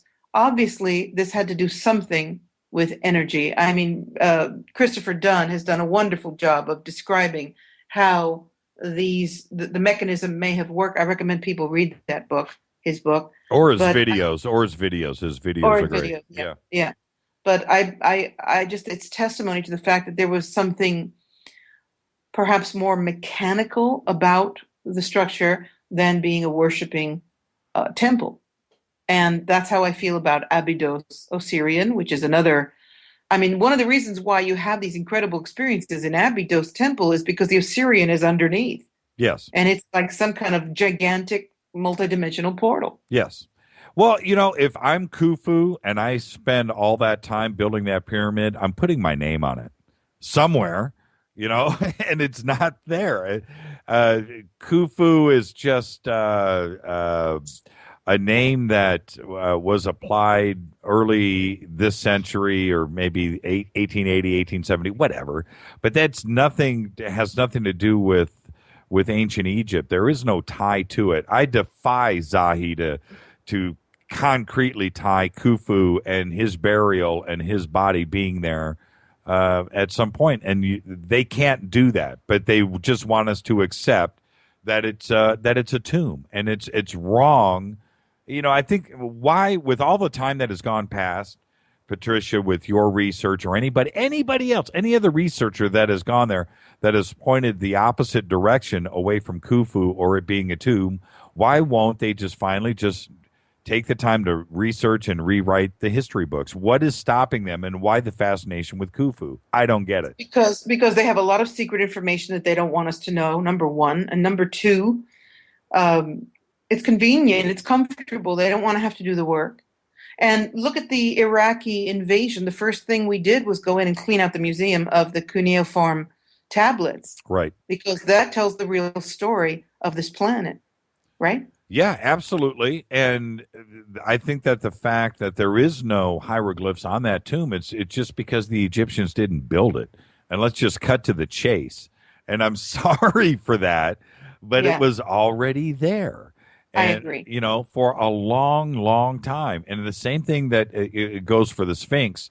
I'm so glad that Schock and John Anthony West did the research that they did there. They did wonderful research. Absolutely, and it's I would say nearly definitive, but everybody just wants to continue to shoot that down. I'm glad that Shock has stuck to his guns. He's been a guest on this show, and his experiences there and his knowledge of rock I think it's definitive, and they just want to kind of like this discovery that we've done off of the coast of Malibu. They want to just go with some orthodox geology and try to strike his research down, and I just think that's wrong. When the evidence is obvious in the other direction, that's all. It's okay if you need to rewrite history. It's okay. Let's just at least tell the truth. Well, look at Sam Osmaganovich out in the Bosnia pyramids. I'll be going out there in the spring, and I've had wonderful encounters with him, and he's told me that he was visited by some big antiquities guy, top archaeologist from Giza, and who acknowledged the fact that these pyramids were older than the Great Pyramid. And this created such this guy got fired, apparently, in Egypt, and it just created a big flurry of negative response because nobody wants the history to change. Right. But, Sam Osmaganovich, I'm sure you know of him, mm-hmm. out in Bosnia. He's got 5 pyramids out there now. Well, this is the thing, and I'm going to say Göbekli Tepe right now and let Twitter take its course. Oh, but yeah, exactly. And this is the thing, and I'm so glad that Göbekli Tepe is here. We don't know. It's got to be just infinite sites like Göbekli Tepe that have yet to be discovered. But when everybody wants to, and I say everybody, I'm talking about every history book in the world says, before the pyramids, before the wheel, there was nothing. Before 3500 BC, we were just, wearing animal skins and running around with clubs. We had nothing before then. And then Göbekli Tepe pops up and says, you know what? We had farming, we had cities, we had government, we had religion, we had metallurgy, and we were doing this 12,000 years ago. So now go figure this out. I'm so glad Göbekli Tepe is there because it forces everything about Egypt or, let's go down to Peru and South America and Tiwanaku and Pumapunku. We can talk about all of that because now all options are back on the table. And Göbekli Tepe has forced everybody to step back and go, okay, you know what? Maybe we were wrong. Have you been to Göbekli Tepe yet? I haven't been, but I'm planning a sacred journey in spring, and it will include the Bosnia pyramids, Göbekli Tepe, and other sacred sites in Turkey. What do you think? When you look at Göbekli Tepe, do you have the same impact that it's had on me, which is supreme intelligence? Real intelligence is at work here. This is not. We are not talking about cavemen. And it's also, 8,000 years before the Great Pyramids. Absolutely. Look at the structures on the ceiling, on the rafter in Abydos Temple with the helicopter and the jet. I'm sure you've seen those, of course. Yes. You know what I'm talking about? Yes. Okay. These... The guards say, I was there with a representative from the Antiquities Department, and I say, how do you explain away the fact that on this ancient temple we've got a modern helicopter, what do you call it, an aircraft carrier that takes planes on the Middle Ocean? It's called aircraft carrier, right? Yep. Okay. And a jet. How do you explain that away? And he says, I swear to you, I'm swearing on my mother's soul here. He looked at me straight in the face and he said, well, when they were cleaning it, it got a little bit strange. I said, I'm sorry? What does that mean? Well, what does that mean? He said, well, it looks like that, but that's not what it really looked like. I said, well, first of all, I can find history books where it looked like that before the cleaning. And secondly, are you kidding me? That's your answer? Yes. Well, is it when I look at the first time I saw the images, the carving, it is clearly modern. You are looking at what you see every day in the streets or in the skies or on the oceans of our modern world. It is clear. Because our eyes are used to, you see a jet in the air, you say, oh, that's a jet. You see a plane, oh, you see a helicopter. Instantaneously, your eyes are connecting to your brain. You are seeing what you are seeing. A car, a dog, whatever, a TV set, whatever in modern life you see, you register that. And so the second you see this, you immediately say, okay, yeah, well, that's a helicopter. Yeah, that's a boat. Yeah, that looks like some type of flying saucer. These are things that we are so accustomed to. It's an immediate brain response. Now, I don't know if I can make the direct connection logically to us having helicopters 10,000 years ago when they carved this. But what other explanation can we have? I understand the leap of faith, but also we have to stop and say, wait a minute, it is what it is. So let's try to figure out why they carved this. Let's start there, because it is what it is, unless you want to explain this away. Now, they did try to say those were other words, other symbols in hieroglyphics that meant something completely different. But it doesn't explain to me what these carvings are today. It's obvious. Well, I'd like to propose that throughout history, we very well likely have had visitation from other civilizations, and that the reason why today we have helicopters and jets and whatever is because we have, like other technologies, been provided that access to that capability and knowledge at different times in civilization. Consider that if we don't buy into the caveman scenario and the Darwin evolution theory, which is not my favorite discussion, we have been visited, and we have civilizations that can be very possibly 100,000 years old. Look at Atlantis, 100,000 or more years old. And that if, in fact, the structures in Egypt are 50,000 years old, look what we've done in 100 years. I mean, let's take to this point. Look at what we have created in 100 years technologically. I mean, did we have lights 100 years ago? No. Okay, let's say 120 so that I'm accurate. Right.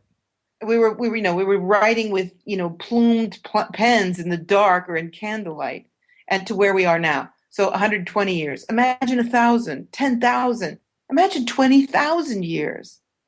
Surely we would have these peaks and valleys in technology before we destroy everything, which seems to be the way of humanity, is to have these peaks of incredible civilization and then destruction and going back down to rudimentary and then rebuilding. This seems to be the pattern on this planet. And dotted across these moments seems to be that we've had alien visitation and support, direction, or whatever reason we've been given technology. So I don't think it's unreasonable to think that at some other times, 3, 4, 10,000 years ago, these same tools we have now were given to us then. I just got a quick comment that came in from one of the listeners, and they were saying, the Bosnian pyramids have been proven to be fake. And so how do you respond to that comment? Who proved them to be fake? The last time I talked to Sam Osmaganovich, they've already been inside the Great Pyramid. They've been able to measure energy coming out from that point, significant energy coming out from the peak of the pyramid. So I'm not aware of any discussion of them being proven fake. Okay.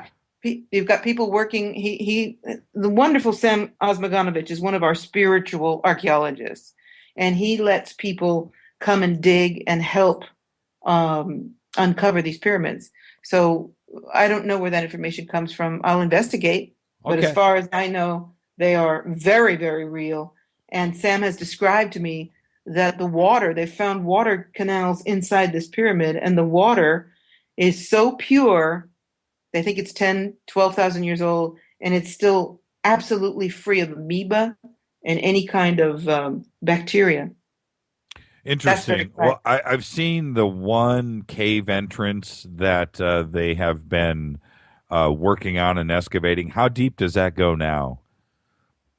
Oh, I'm sorry, I don't have that statistic for you. I know that it's gigantic. He tells me that it's bigger than the Great Pyramid, which is beyond my imagination. Well, when you see the photographs of the Bosnian Pyramid and you look at the town around it at the base, yeah, it's absolutely humongous. I have no idea, but it looks like it's got to be a half a mile high, I would think. I mean, it's pretty large. Yeah. And you know, Jimmy, it is so exciting. There are pyramids popping up all over this planet. How about the one that just has been discovered off of the island of San Miguel in the Azores, which, by the way, I identified as Atlantis in my other book, Before We Leave You. When I flew over it, I went, oh my God, this is Atlantis. Well, I think that is because of the way the Earth's crust and the ocean floor there, and the way that it has moved up and down as well as sideways, but throughout the Ice Age, I think that is probably the leading candidate as far as areas go for Atlantis. Also, maybe even Lemuria. I don't know, but definitely the rise and fall there. It probably happened quite rapidly, and I'm talking about at the turn of the last Ice Age. I'm in agreement with you. I think that is the leading candidate. I think that is probably where Atlantis was.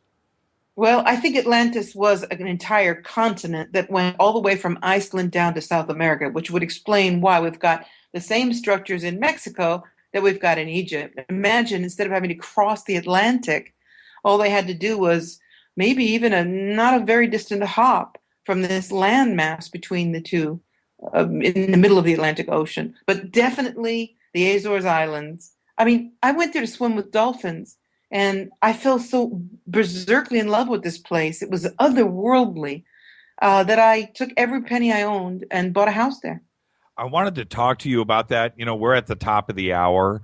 We'll take a quick break here in just a second. This is Fade to Black on the Dark Matter Radio Network. We're talking to Patricia Cory. When we come back after this quick break, go grab a quick drink. We'll take 2-3 minutes. But when we come back, I want to talk to you about swimming with dolphins. I really do. We've got so many things we want to talk about. But if there's one thing I want to do, is I want to swim with the dolphins. So I definitely want to know what happens to you mentally when you're hanging out with a superior mammal like that, because that's exactly what is going down. And I just saw a really cool video just recently that I want to describe to you, dealing with dolphins. This is Fade to Black on the Dark Matter Radio Network. Shoot us an email to jimmy@jimmychurchradio.com. Follow us on Twitter @JChurchRadio, #DMRadioNet. Patricia, we'll be back in 2 minutes.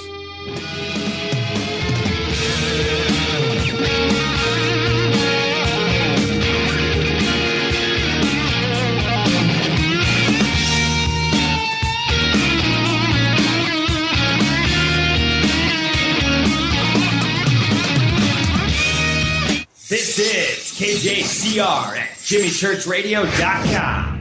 On the Dark Matter Radio Network. Hey, this is Alan Yohannes from the Vultures and Queens of the Stone Age. You're listening to JimmyChurchRadio.com. Rock on.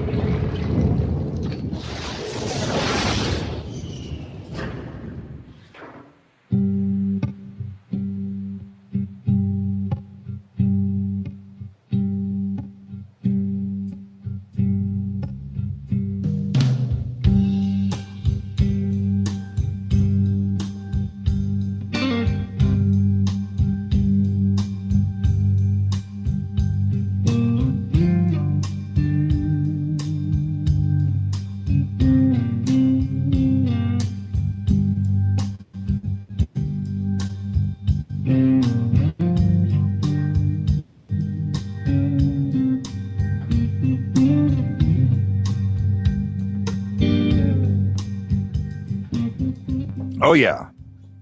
Fade to Black, the Friday edition. All right, Patricia, you still with us?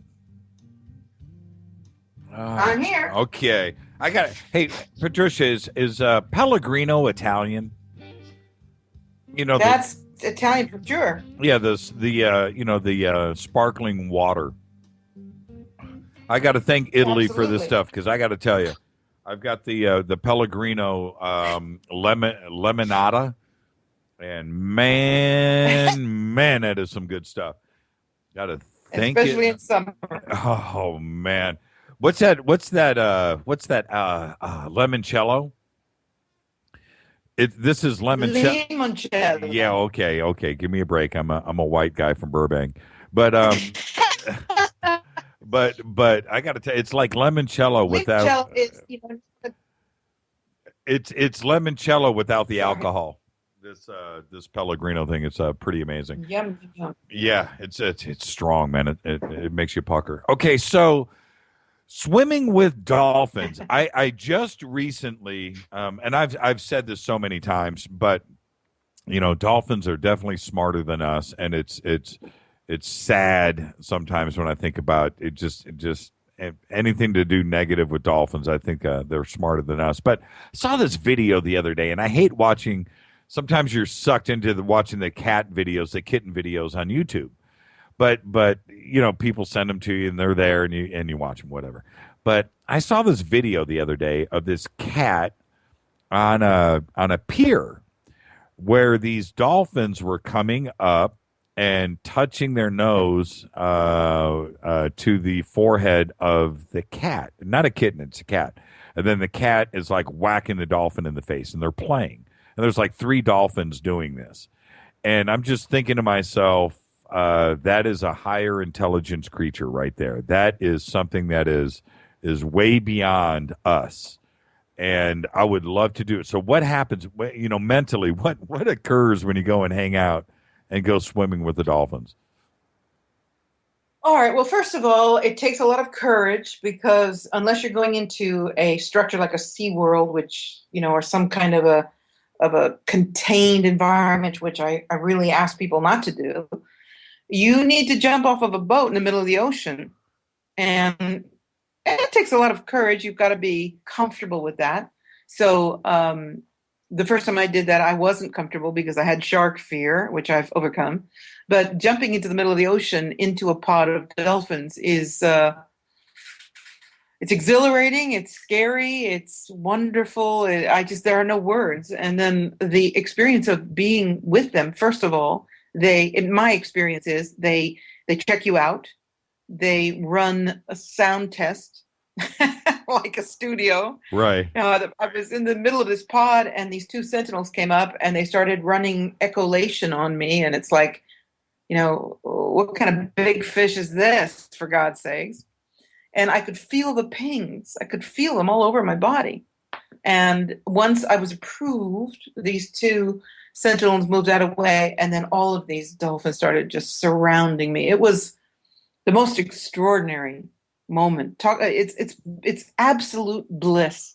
And again, I'm talking about wild dolphins that are not trained, that are not coming in because they know they're humans, tourists or whatever, because that happens in a lot of environments like the Red Sea. Every day a bunch of dolphins come in, hang out, and then go back out. But in the Azores, I'm in the middle of the North Atlantic Ocean. And, you never know what's going to be in the water. And all I can say is that if you have never swum with dolphins, you are missing one of the most extraordinary experiences that life can provide. Yeah. Do they ever talk to you? Can you feel it? Do you communicate?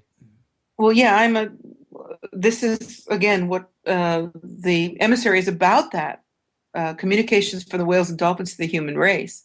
And I'm blessed with the faculty of being called a whale whisperer and receiving messages psychically, as well as actually hearing them. Yeah, right. They're talking away. Right. But they're very curious about humans, and they are, without a doubt, in my mind, definitely more highly evolved, spiritually at least, consciously, than we are. And they are taking a primary role in the evolution of this planet. I really believe that. And that's well, okay. Now I want to. You touched upon the emissary, so let's back up one quick thing. The dolphins in your book are protecting ET. Is that the basis for the story? Yeah, it's the whales predominantly, and they are. There's a sanctuary in the middle of the Pacific Ocean, and the protagonist, Jamie Hastings, is a psychic, and she goes out on this ship for reasons that we don't have time to explain, and she starts to get messages from the whales, and they tell her it's about the invasion of the oceans with sonar and with unidentified frequencies that I kind of hint at the beginning of the book are HAARP, extremely low frequency rays that are penetrating the ocean. So their message is, if you don't do something about this, the oceans are going to die. And then there's a sub-theme going on that we find out midstream that there's actually colonies of aliens below, and the whales and dolphins are hovering around them as protectors, guardians, and also communicators. Have you had an ET experience? By the way, there's all this reference to it. Have you seen anything? Have you made contact? I know you mentioned channeling, but have you had an experience that you can share with us? Yeah, I've had plenty of craft around me. I've had craft over the house, and here's a great story for you. As a child, of course, I did too, but I don't have abductee memory. I have only positive memories and experiences. And well, let's say not only positive. Here's the one that I want to share. Years ago, about 10 years ago here in Italy, I was working at my desk, and it's not unusual for me to start having strange abnormalities in electricity when I'm working, when I'm writing. So the lights went on, even lights that were not on in the house went on. All of a sudden, whoop, and then crash, everything went down. I ripped the plug out of the computer, and I sat in, actually, I don't want to say fear, but I was not comfortable, and watched the lights go whoop, crash again. This kept happening. I grabbed my dog and I ran out of the house, and I ran to the end of my strip of, let's say, the entranceway to my piece of land, which is, you drive out of the house, let's say. So at the gate, I'm sitting here looking into the land, watching the house go whoop, whoop, boom, in a most bizarre experience. And I hear my neighbor over the hedge say, "Patricia, what's going on?" And I said, because my husband said, "Do not tell the neighbors that you speak to aliens, or it could be uncomfortable." Right. I said, and she said, "Is it an alien ship?" And I just said, I don't know. And she said, "Look up." And the funny thing was, I was so focused on looking at the house because we had just bought the house. Right. And I was like, my house is going to blow up. That I hadn't looked up. And when I did look up, over my house was a replay of Close Encounters of the Third Kind. What did you see? I had a thick layer of what looked like fog, very low over the house. And then colors, lights. Oh, do. It was unquestionably a craft, and it was a big craft. And what's really interesting about this is that the next day I found out that two of my neighbors, nearby houses, one of them, the man was watching TV, and the TV blew out, and he had to go to the hospital because he had pieces of glass in his face. Okay. And the other neighbor had burns from the television also blowing up. So something big was happening then. And I thought, this is when I'm leaving the planet. I really believed I was going to see a little ladder come down and invite me aboard. It was that real. Did any of your neighbors, well, the neighbor over the hedge, what did she see?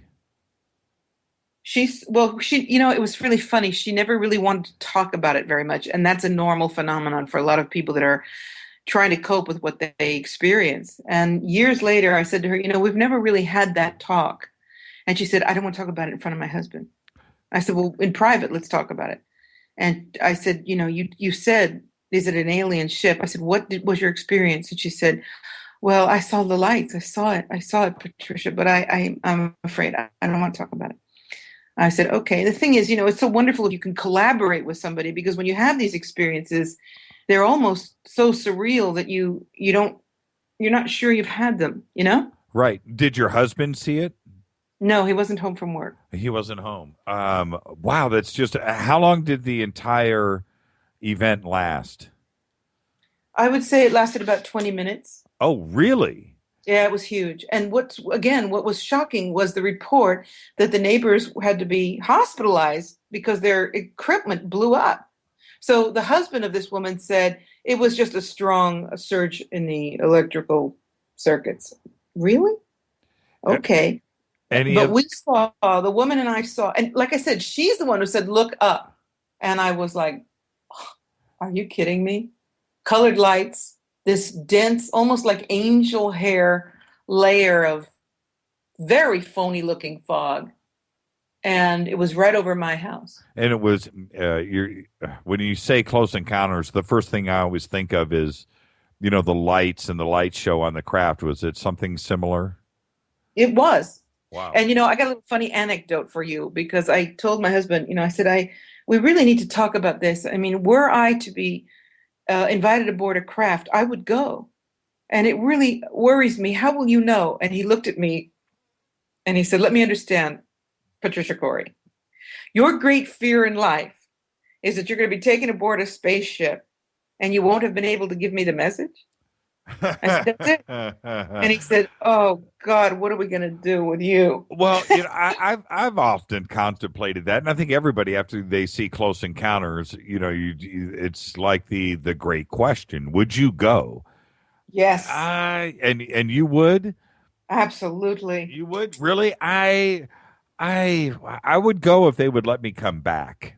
I don't know if I would go and stay. Do you remember the book A Wrinkle in Time? No. Okay. That was a book that was read to me like in third grade, like a third grade teacher, fourth grade teacher read the book over a semester in school. Every day we got to listen to her read 30 minutes of A Wrinkle in Time. And for everybody out there, I would love to see some responses back really quick about A Wrinkle in Time. And what it was, the book was about this family whose dad was a scientist and one day just never came home. Okay? Never came home.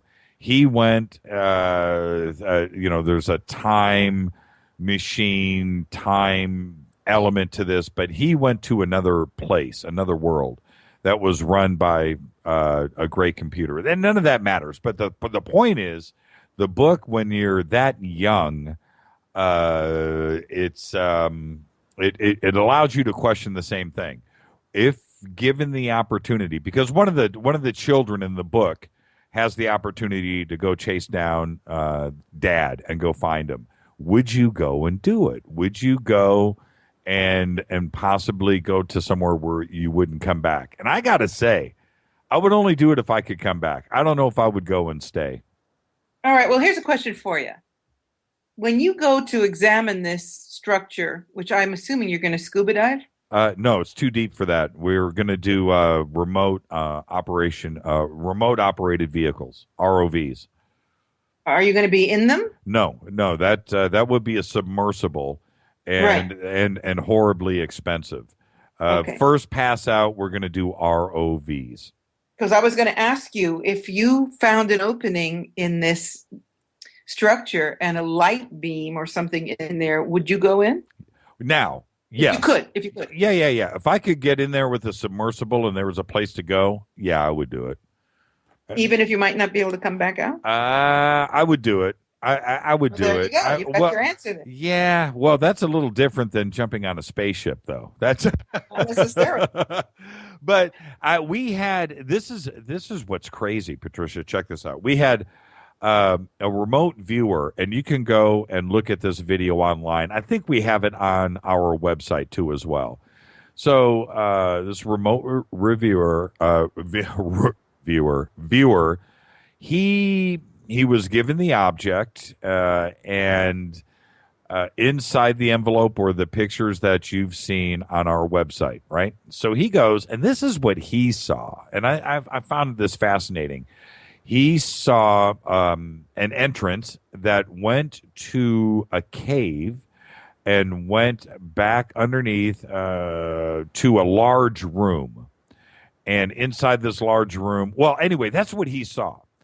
And it in its very basic form, if that's what it is, would I go do that? Would I go and yes, I would. I absolutely would. I would want to know what is at the other end of that tunnel. I would do it. Would you do it? Yeah. Oh, yeah. I was going to say that what I see is this big hub and a partially collapsed structure, and there's a tunnel there, and it leads into some inner Earth structure. If you figure out or see anything else, definitely let us know. I would love to report on it. But and I've had this over and over again. I've had a couple of other visionary type people contact me and say the exact same thing, that this is definitely an entrance to a tunnel that goes somewhere to another entrance or to another room on the other side that is huge.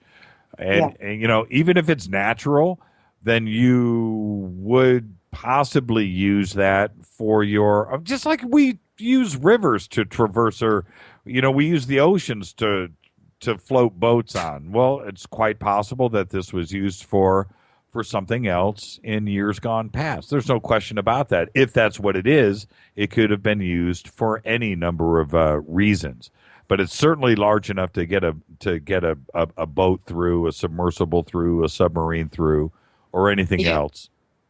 Yeah, and there are so many other underwater structures that we haven't had a chance to talk about. But to be surprised that there are these openings, it seems to me a little bit naive, because 80% of this planet is water. And what better way to hide any kind of activity than to come in and out of the water? This is how long it takes for, I love my audience. I really do.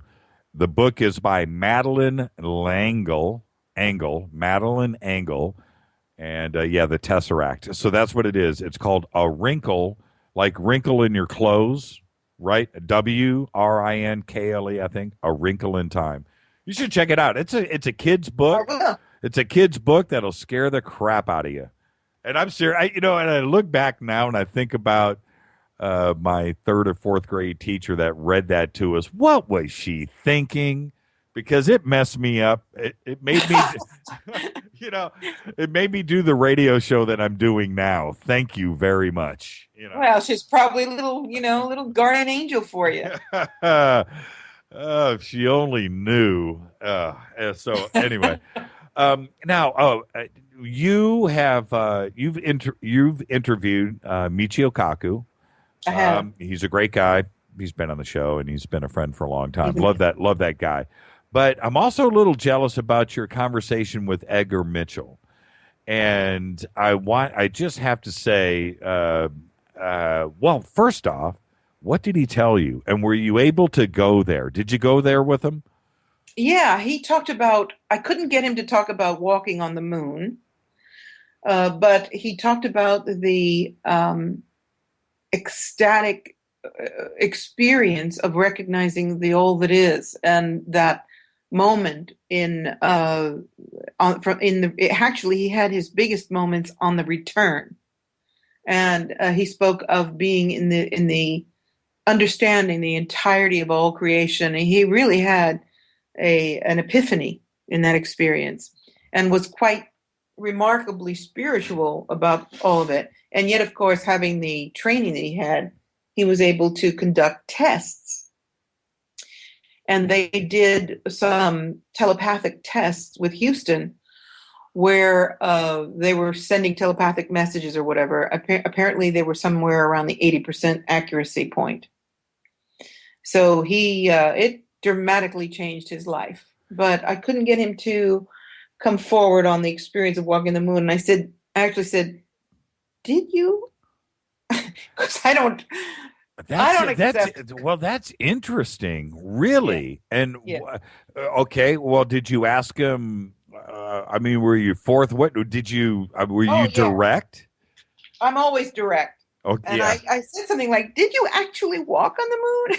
No, you did. Okay, and he said, He was, what I really want to talk about is he was a little bit evasive about that. So I don't know if he shared that with other people, but with me, he wanted to specifically talk about the transcendence of the experience of seeing. It happened when he saw the Earth in the remote distance and had this galactic, multidimensional experience, very profound experience. It was a wonderful interview, and he now has the Society of Noetic Sciences, and he's doing remarkable spiritual work. But it was I couldn't get what I wanted from him, which was I wanted more information about the moon than I was able to get. well, what do you think? Do you think that, that whole moon hoax hypothesis, maybe he didn't want to lie about not being there?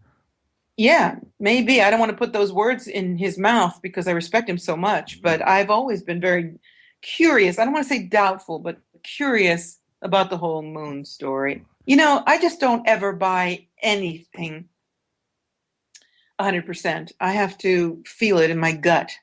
And with the race that was on with the Soviets to get there first, I never believed for a minute that we actually went there when we said we did. Have we been there since? Possibly. Interesting. Well, I've done a few shows about that, and I'm a proud American. Proud. So am I. Okay, I'm proud of this country, and I saw with my own two eyes. I was a kid, but I was sitting on my Uncle Bob's lap when I watched, Armstrong and Buzz Aldrin do their thing. I saw it with my own two eyes. What you saw could have been an enactment. Yeah. Okay. So now, as an adult, and I look through it, and you look at some of these crazy ideas, and it's okay to question. So I do. That's what I do. I question. I look at the evidence. And now, as an adult, and I'm a little bit smarter than I was when I was 6 or 7 years old when that happened in 1969.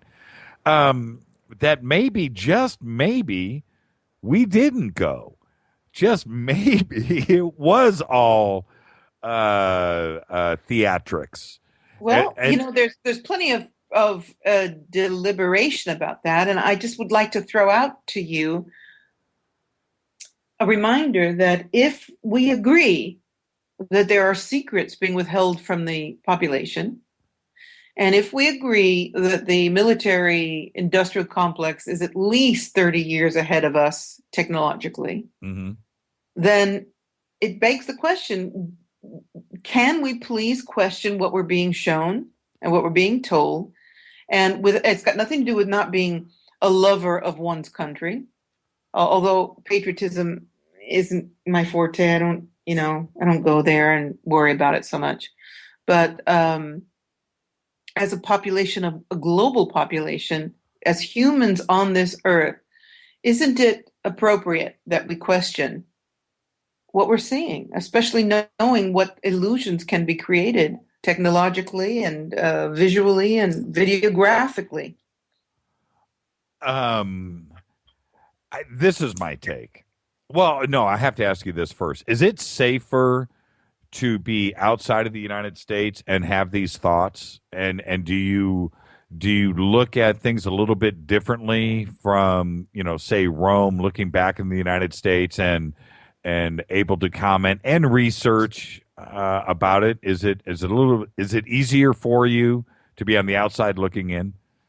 Are you saying that it's not safe to question these things? I'm saying, is it easier? Well, if you're going to sit here, if you're going to have these thoughts or comment or write about these from, a city like Rome outside, is it easier to research and comment and have free thought with the other people that you're interacting with, as opposed to here, where you're going to always run up against some patriot like myself and always combat you? Is it easier to have those kind of thoughts?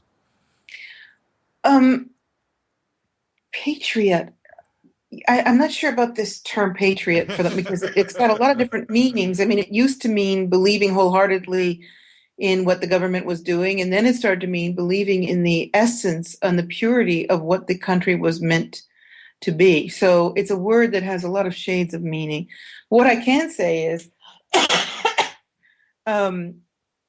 we need to question. We need to question everything if we're going to be conscious people on this planet.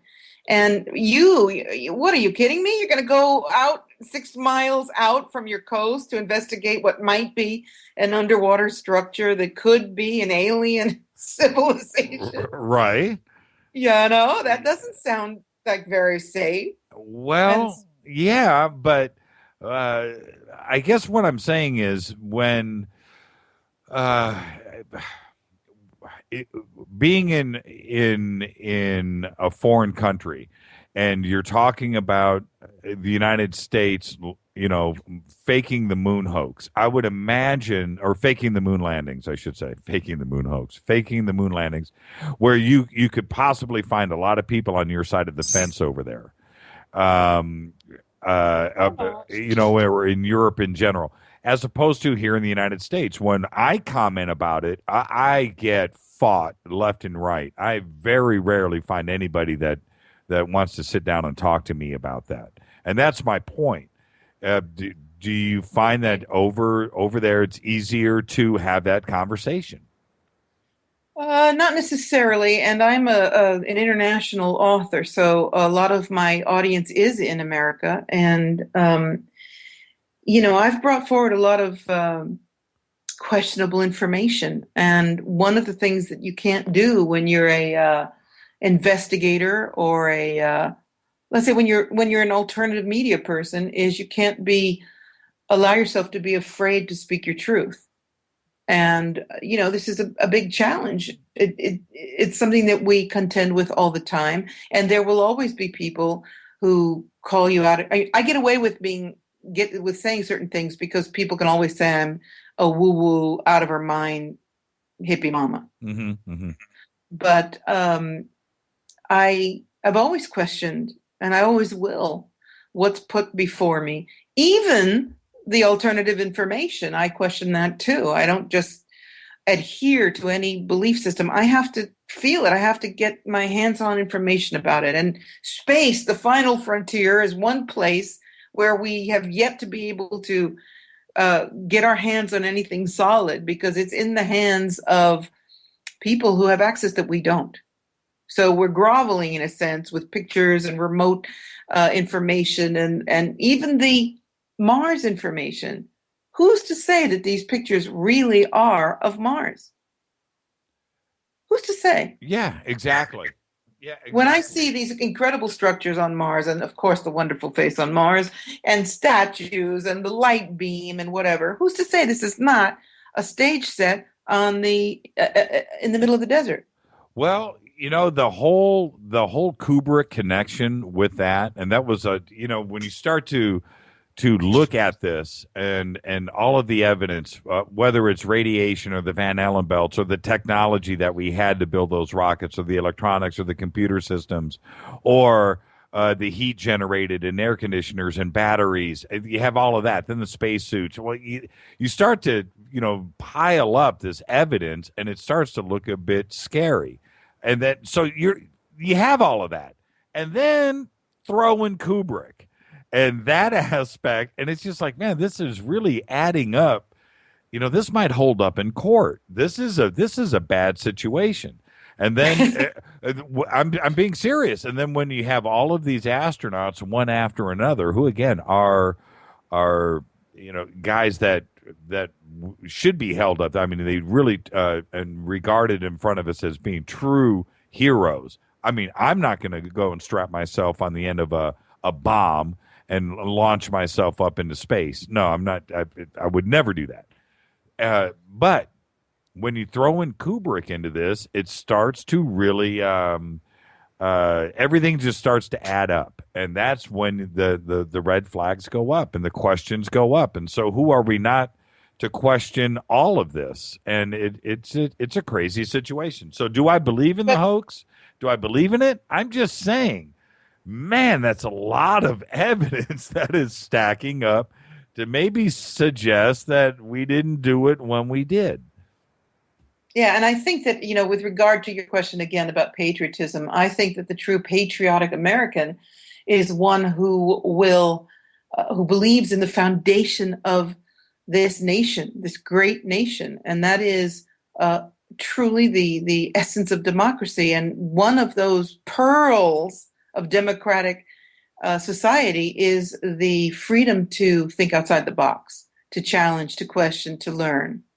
And when we can't do that anymore, something's wrong. Yeah, it's called George Orwell. Yeah. Yeah, totally. We're at the bottom of the hour. Do you want to stay with us for a little bit longer? And sure, I'm having a great time with you. You are such a kindred spirit. I just like having fun. And this is the thing with, and this is a Fade to Black, by the way. Fade to Black, the Friday edition. We have Patricia Cory with us live from London, England. And we're discussing all things cool tonight. Nothing is really left out of bounds. I've got a bunch of email, too. I'll try to get to some of that. But again, thank you, Patricia Cory. So now I was going to do a break, but I don't really want to. All right. So I'm being straight with you. Let's swing over. I want to talk to we were talking about your favorite places around, and we kind of landed on Egypt. But I would like to talk a little bit about England, and you've spent a lot of time there. So without talking about Stonehenge specifically, I do want to discuss the age of Stonehenge, and then I want to move over and talk about Newgrange, because we spent some time with James Swagger the other night talking about Newgrange, and it's older than the pyramids. It's older than Stonehenge. Or at least that is the consensus. How old do you think Stonehenge is? Well, they give us this. What is it? I mean, we're told it's about 7,000 years old. Yes. And I think it's probably more like 50,000 years old as well. I think there was a lot going on planet Earth somewhere between the 40 and 50,000 year BC time. And a time of incredible awakening or awareness of the astrological clocks and the importance of sound and in relationship to the earth and to the whole celestial sphere. So I think that Stonehenge was a sound device. I think the Great Pyramid involves sound as well. And that very possibly a lot of these structures were about ringing the bell, if you will, of Earth's own frequencies. You touched upon this earlier when you were talking about Atlantis. Now, the extreme view of Atlantis being that large is okay. And let me explain to you why. And then I want to talk about this for a second. With the weight of, and this isn't a science class, but this is just the facts. With the weight and the extreme size of the ice that was over North America for so many thousands of years, it was miles thick, going all the way from the North Pole all the way down to the central part of the United States. Like halfway down the state of Indiana. And you can see the line going across the United States where all the mountains were crushed down, all the way across Canada. Now, the weight of all of that ice pushing down on the crust of North America, well, there's a give and take. So that means in the Atlantic Ocean, in a few different areas, that was a lot higher than it was. And so once the ice melted, then we lost something over there. But this went on for thousands and thousands of years. So that doesn't mean that there couldn't have been a continent that large in the Atlantic Ocean. I don't disagree with that. But it's one thing that I just don't get why anthropologists, they will sit there and they will tell you, hey, look, you're not giving prehistoric man credit. He was actually smarter than he was. It is possible that we did all of this 5,000 years ago. You can't say that it's always aliens and go to the alien hypothesis. And I'm in disagreement with that, and in agreement with you that 50,000 years ago that we had something going on out there with the way the ice was pushing down on the continent of North America. And that's it. And that's how I feel, and that's where I come from.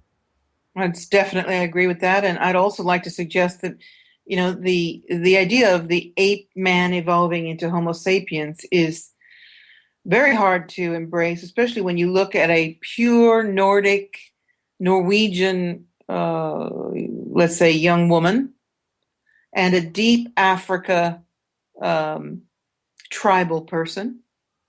And, you ask yourself, isn't it possible that different races actually immigrated to this planet or somehow were seeded here and evolved, even in their own environments, evolved according to the environmental or ecological ambience that would somehow almost invite an alien civilization or an immigrants from another planet, if you want to call it that, to be nested in that situation. Am I making myself clear? Yeah, and I don't understand why people consider that nutty or extreme, because there are I'm sorry. If evolution is supposed to be what it is, then how come, very sensible question, how come the last 150,000 years that man was supposed to have evolved into what we are today, that we haven't seen those same extreme changes in other species on this earth, including apes and chimpanzees and monkeys, including that, but also the dolphins and whales or any other species. Why haven't we seen any changes in any of them? How come the crocodiles haven't evolved from anything in the last million years? Exactly. Sharks, why haven't they changed in the last 50 million years, or whatever you want to add on to that? Why aren't cockroaches right now driving cars? I ask you, where is the evolution? It just seems like the only answer is that we just appeared here. How come we are the only ones that can laugh? How come we are the only ones that can think? And laughter and emotions are our trademarks. How come it's only us? And if that's the case, then it just isn't fair. And why isn't anything else evolving? That's it. And it's such a basic question, but you can't hide behind your views and not be able to open your mind up to just something. You know what? Maybe, just maybe, somebody brought us here and put us here, and that's why we are here. Or seated us here. I've got to get you out a copy of my book, Atlantis Rising, The Struggle of Darkness and Light, and talks about the 3 eras of Atlantean civilization, and that this being 100,000 years of civilization. And again, I go back to, let's talk about 100 years and what we've accomplished in these 100 years. And imagine an ancient civilization that's 50, 60, so many, we can't even imagine it. But once we take our position as members of the galactic community, where there is commerce, there are planetary exchanges going on around us, and we get out of this orphanage mentality where we still are asked to believe that we're the only living creatures in the universe, most likely we'll be able to start to understand a completely different picture of life on this planet, and more importantly, perhaps, how Homo sapiens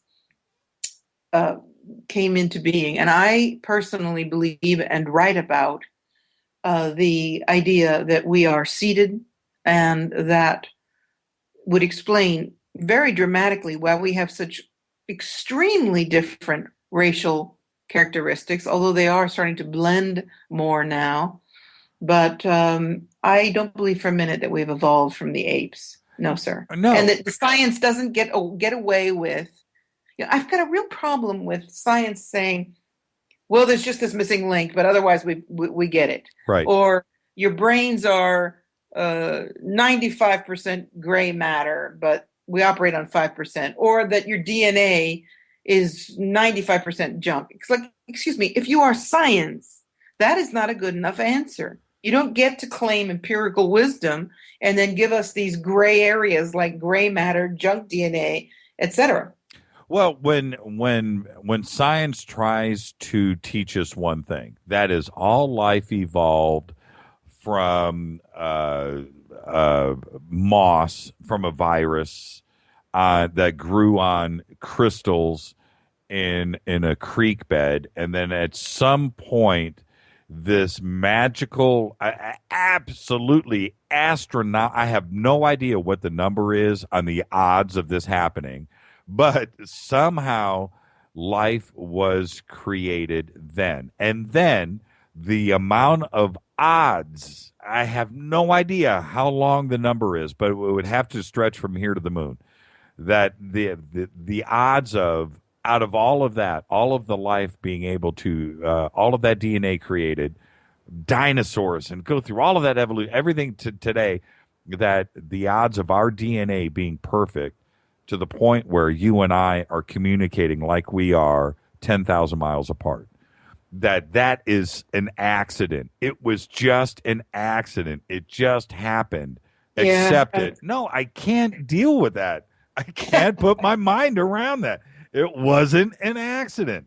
And I'm not repeating myself here. I am simply saying there's just no way. You can't expect me to believe that it just happened on the surface of crystals 5 billion years ago here on planet Earth. I'm just not buying it. Well, if you think about our mutual contact, Michio Kaku, who says, from early on, I had a problem. In the interview he did with me, he said, from early on, I had the problem of being born into a Japanese family, and therefore we believe we're Buddhists. And so we believe in the all that is, that ever was, and always will be. And on the other hand, being a devoted physicist and trying to get my head around the Big Bang Theory. And I thought, wow, doesn't that really synopsize beautifully the struggle between the scientific approach and the spiritual approach? And I don't for a minute believe that there was this one thing that happened that created the galaxy or the universe. And what was the force behind that? You can't identify a beginning, can you? No, you can't. So it wipes out any kind of astrophysicist's approach to the Big Bang, or like you said, the bacteria on the crystals. How did they get there? Right. There's no way to define the beginning, because I truly believe that all existence is undefinable. There is no beginning and there is no end, which is a happy way to envision that. Well, it's cyclical, and it repeats, and once it ends, it goes back in another direction. I could believe and accept all of that. What I do, I take it one step further, though. I really do. And as crazy as this sounds, there just might be an almighty creator guy that's and family. Maybe it's a whole, where they're doing this all over the place. And when you get to the edge of our universe, you get to the edge of all that there is. You get to the edge and you just like poke your head through and look out the other side and then check it out. And there's another universe coming at you from that direction. And and then maybe look up. Look up. There's probably a universe there coming down at you. Then look down at your feet. And you know what I'm saying? And it's all over the place. There's just no way that that this is all that there is. And so there's probably something very, very intelligent that's been around for how long? Forever. It's going to be Well, there. you know, again, Michio Kaku does a beautiful job of talking about that. He talked about I love talking to him because everything's a theory. And he said, we have this other theory called the jacuzzi theory. And that is that there's a force, let's call that spirit or God or whatever. And it's the force that's running the jacuzzi, the energy in the jacuzzi, and then all the bubbles are universes. And he said, so Patricia, where you've got a cluster of bubbles, you're basically talking about coexisting in that film between bubbles. If you exist on that film, you exist, don't you then exist in parallel universes? And I said, here's a question for you, Michio. How about if you're not on the film? How about if you're inside the bubble? And he says, that's the question that's going to drive us all crazy. Well, there was one thing, and I talked to Michio about this when he was on my show. There was a time, and I've told this story a few times on the air, but since we're talking about him, and we talked about the Ice Age tonight, it's just kind of weird. So I'm just going to tell this story like I've never said it ever, which is this. Michio and I were alone. Okay, we're alone, one-on-one for 4 or 5 hours. And I had said to him, okay, now check this out, man. You're a radio guy. I'm a radio guy. That's it. I'm never going to have this opportunity again, so let's go. And he goes, Jimmy, have at it. Whatever you want to talk about. I said, okay. So I bring up Puma Punku, and I describe it to him, and I said, you know, some people are actually talking about this place being 15,000 years old. And this is what he says. I swear. What?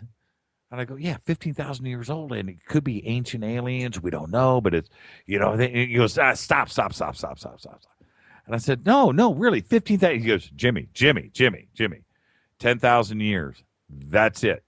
There's no discussion after that. That's it. I go, but no, Jimmy.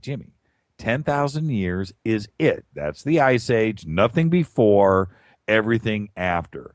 You can't age rock. You can't do that. And anybody wants to tell you that something is 15,000 years old or was built back then, it's not true. 10,000 years. And I'm serious. Patricia, he put his foot down. Yeah, well, he's conservative on a lot of things. Well, you know, but he's open-minded on so many others. And I really thought I was going to, you know, hip him to a new subject, and he would go and check it out and maybe, you know, learn something or question something. He didn't want to hear it at all. So I asked him about that, and he goes, yeah, I remember that. That was about, I'm going to say that was about 5 years ago when we had the conversation, and I had him on the show on Einstein's birthday a few months back. Oh, cool. Yeah. And so I said to him before the show, I said, do you remember that conversation? He goes, I do. I said, do you mind us talking about that again tonight? And he goes, no, we can't. I said, okay, because I really want you to finish answering that question. And I brought him on the show, and I hit him with it. You can listen to it. I hit him with the same question, and he's kind of stuck to his guns again. He just, that 10,000 year mark in academia, that's where it starts and ends. That trying to get somebody to bend around that is, you just can't do it. But the key word there is academia, right? I would like to just propose this for the listeners too, that, you know, so many times we get so stuck in our belief systems that even the most genius people can be wrong. And when you become glued to an impression that you have of any reality, then you are no longer open, flexible enough to consider other information, then you're stuck. And you might not be right. Right. And it's a conundrum, really, because somebody as brilliant as Michio Kaku, there were a couple of points when I was interviewing him where I was like, I don't necessarily agree with that. And he had very defining ideas about, you know, a zero planetary civilization. I remember him saying, you know, a planet civilization 1, 2, and 3 or whatever. And he was talking about the evolution of planets. And I said, where do we stand? And he said, we're a civilization type 0. Yeah, type 0. We're still burning gas. But, you know, the information that comes to us from other dimensions, and there are a lot of people able to to reach out and receive that. And I humbly submit that I'm able to do that too. And it is very controversial, but in a lot of cases, it proves true, or the information comes out to support it. That's been my case with my books, particularly the Syrian Revelations. I keep getting, outlandish ideas at the time. And then I read that NASA has now suggested that, ... And a lot of the more, let's say, outlandish ideas in those books are being validated now, 15 years later. So we need to, instead of just condemning or attacking or ridiculing people that are talking about ideas that are challenging the status quo, as thinking, conscious beings on this planet, we have a commitment, we have a responsibility to examine as much as we can. And never has there been so much information available to us. A lot of it is bogus. A lot of it is real. So our challenge now is to be discerning, but open. And it's a big challenge. One of my, there's a question, right? Don't let her get away without asking her about MH370. So there you go. I'm throwing that out. What's your take on that? I'm so embarrassed. What is MH370? The Malaysian airliner, the missing 77. That's okay. I think that the thank you question call in person, because I won't get away without answering that. I've heard all of the reports about Diego Garcia and the fact that it's in this base, but I think that they're doing a lot of experimentation with electronic manipulation of space and the space-time continuum. I always end up going to these different, these other dimensions, because that's where I spend a lot of time. Mm-hmm.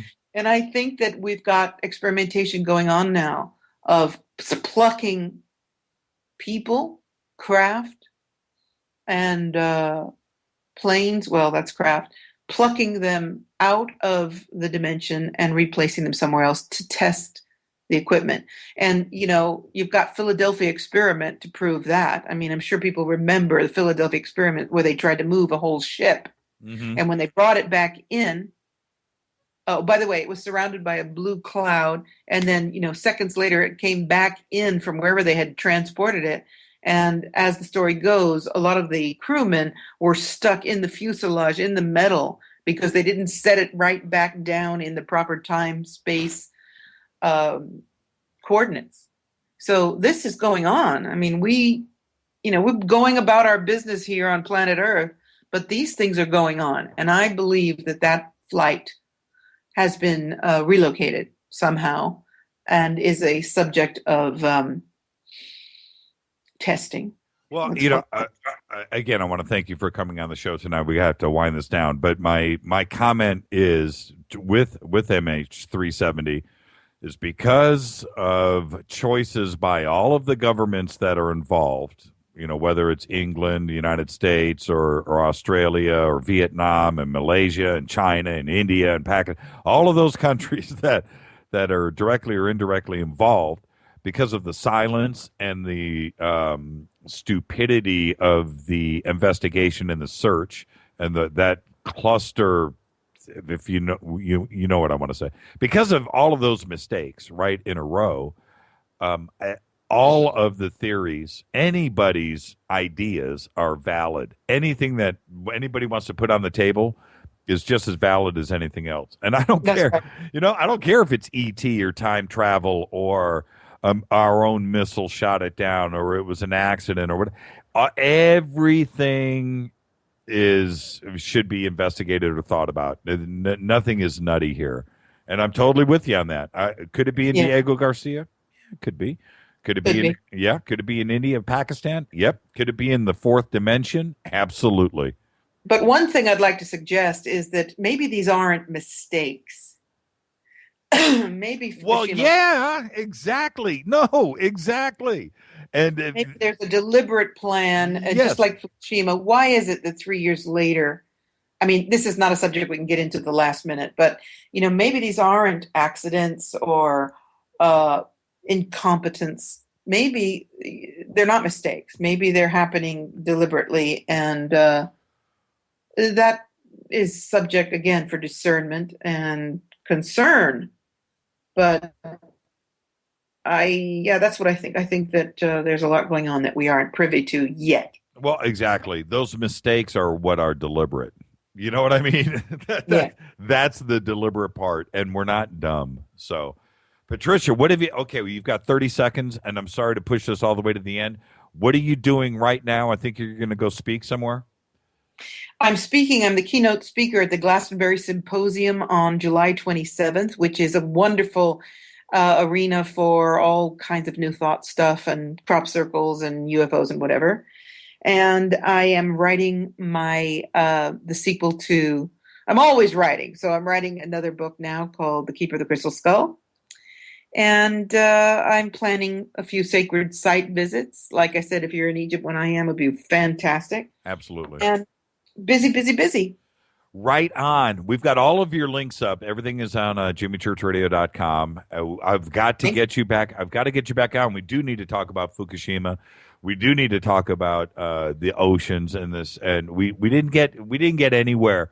We got all the good stuff in, though. We got there. I'd love to come back on. You tell me when, and I'll put more coffee on. Absolutely. Thank you, Patricia. Thank you. You have a wonderful weekend. Thank you very much. Thanks so much, Jimmy. You're great. You're the best. Thank you very much. Have a great night.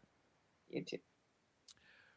Patricia Cory, thank you, everybody. We didn't get to calls tonight. We'll do that next week, I promise. And I see all of the comments there. All right, that's it.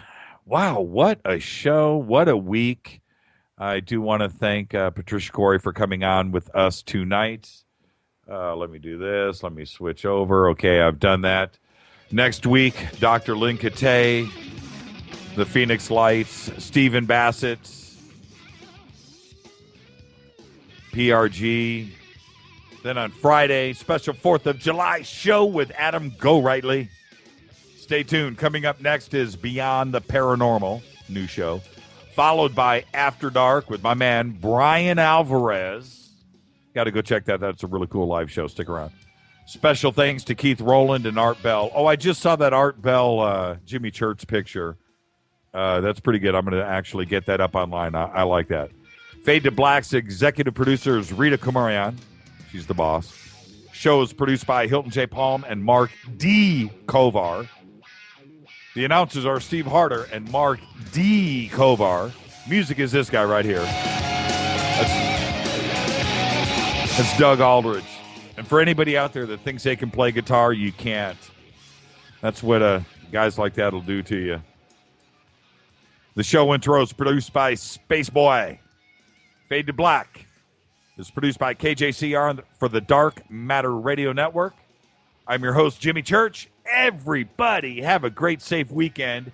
Do what I would do. That's my advice. And I'll see you next week. See ya.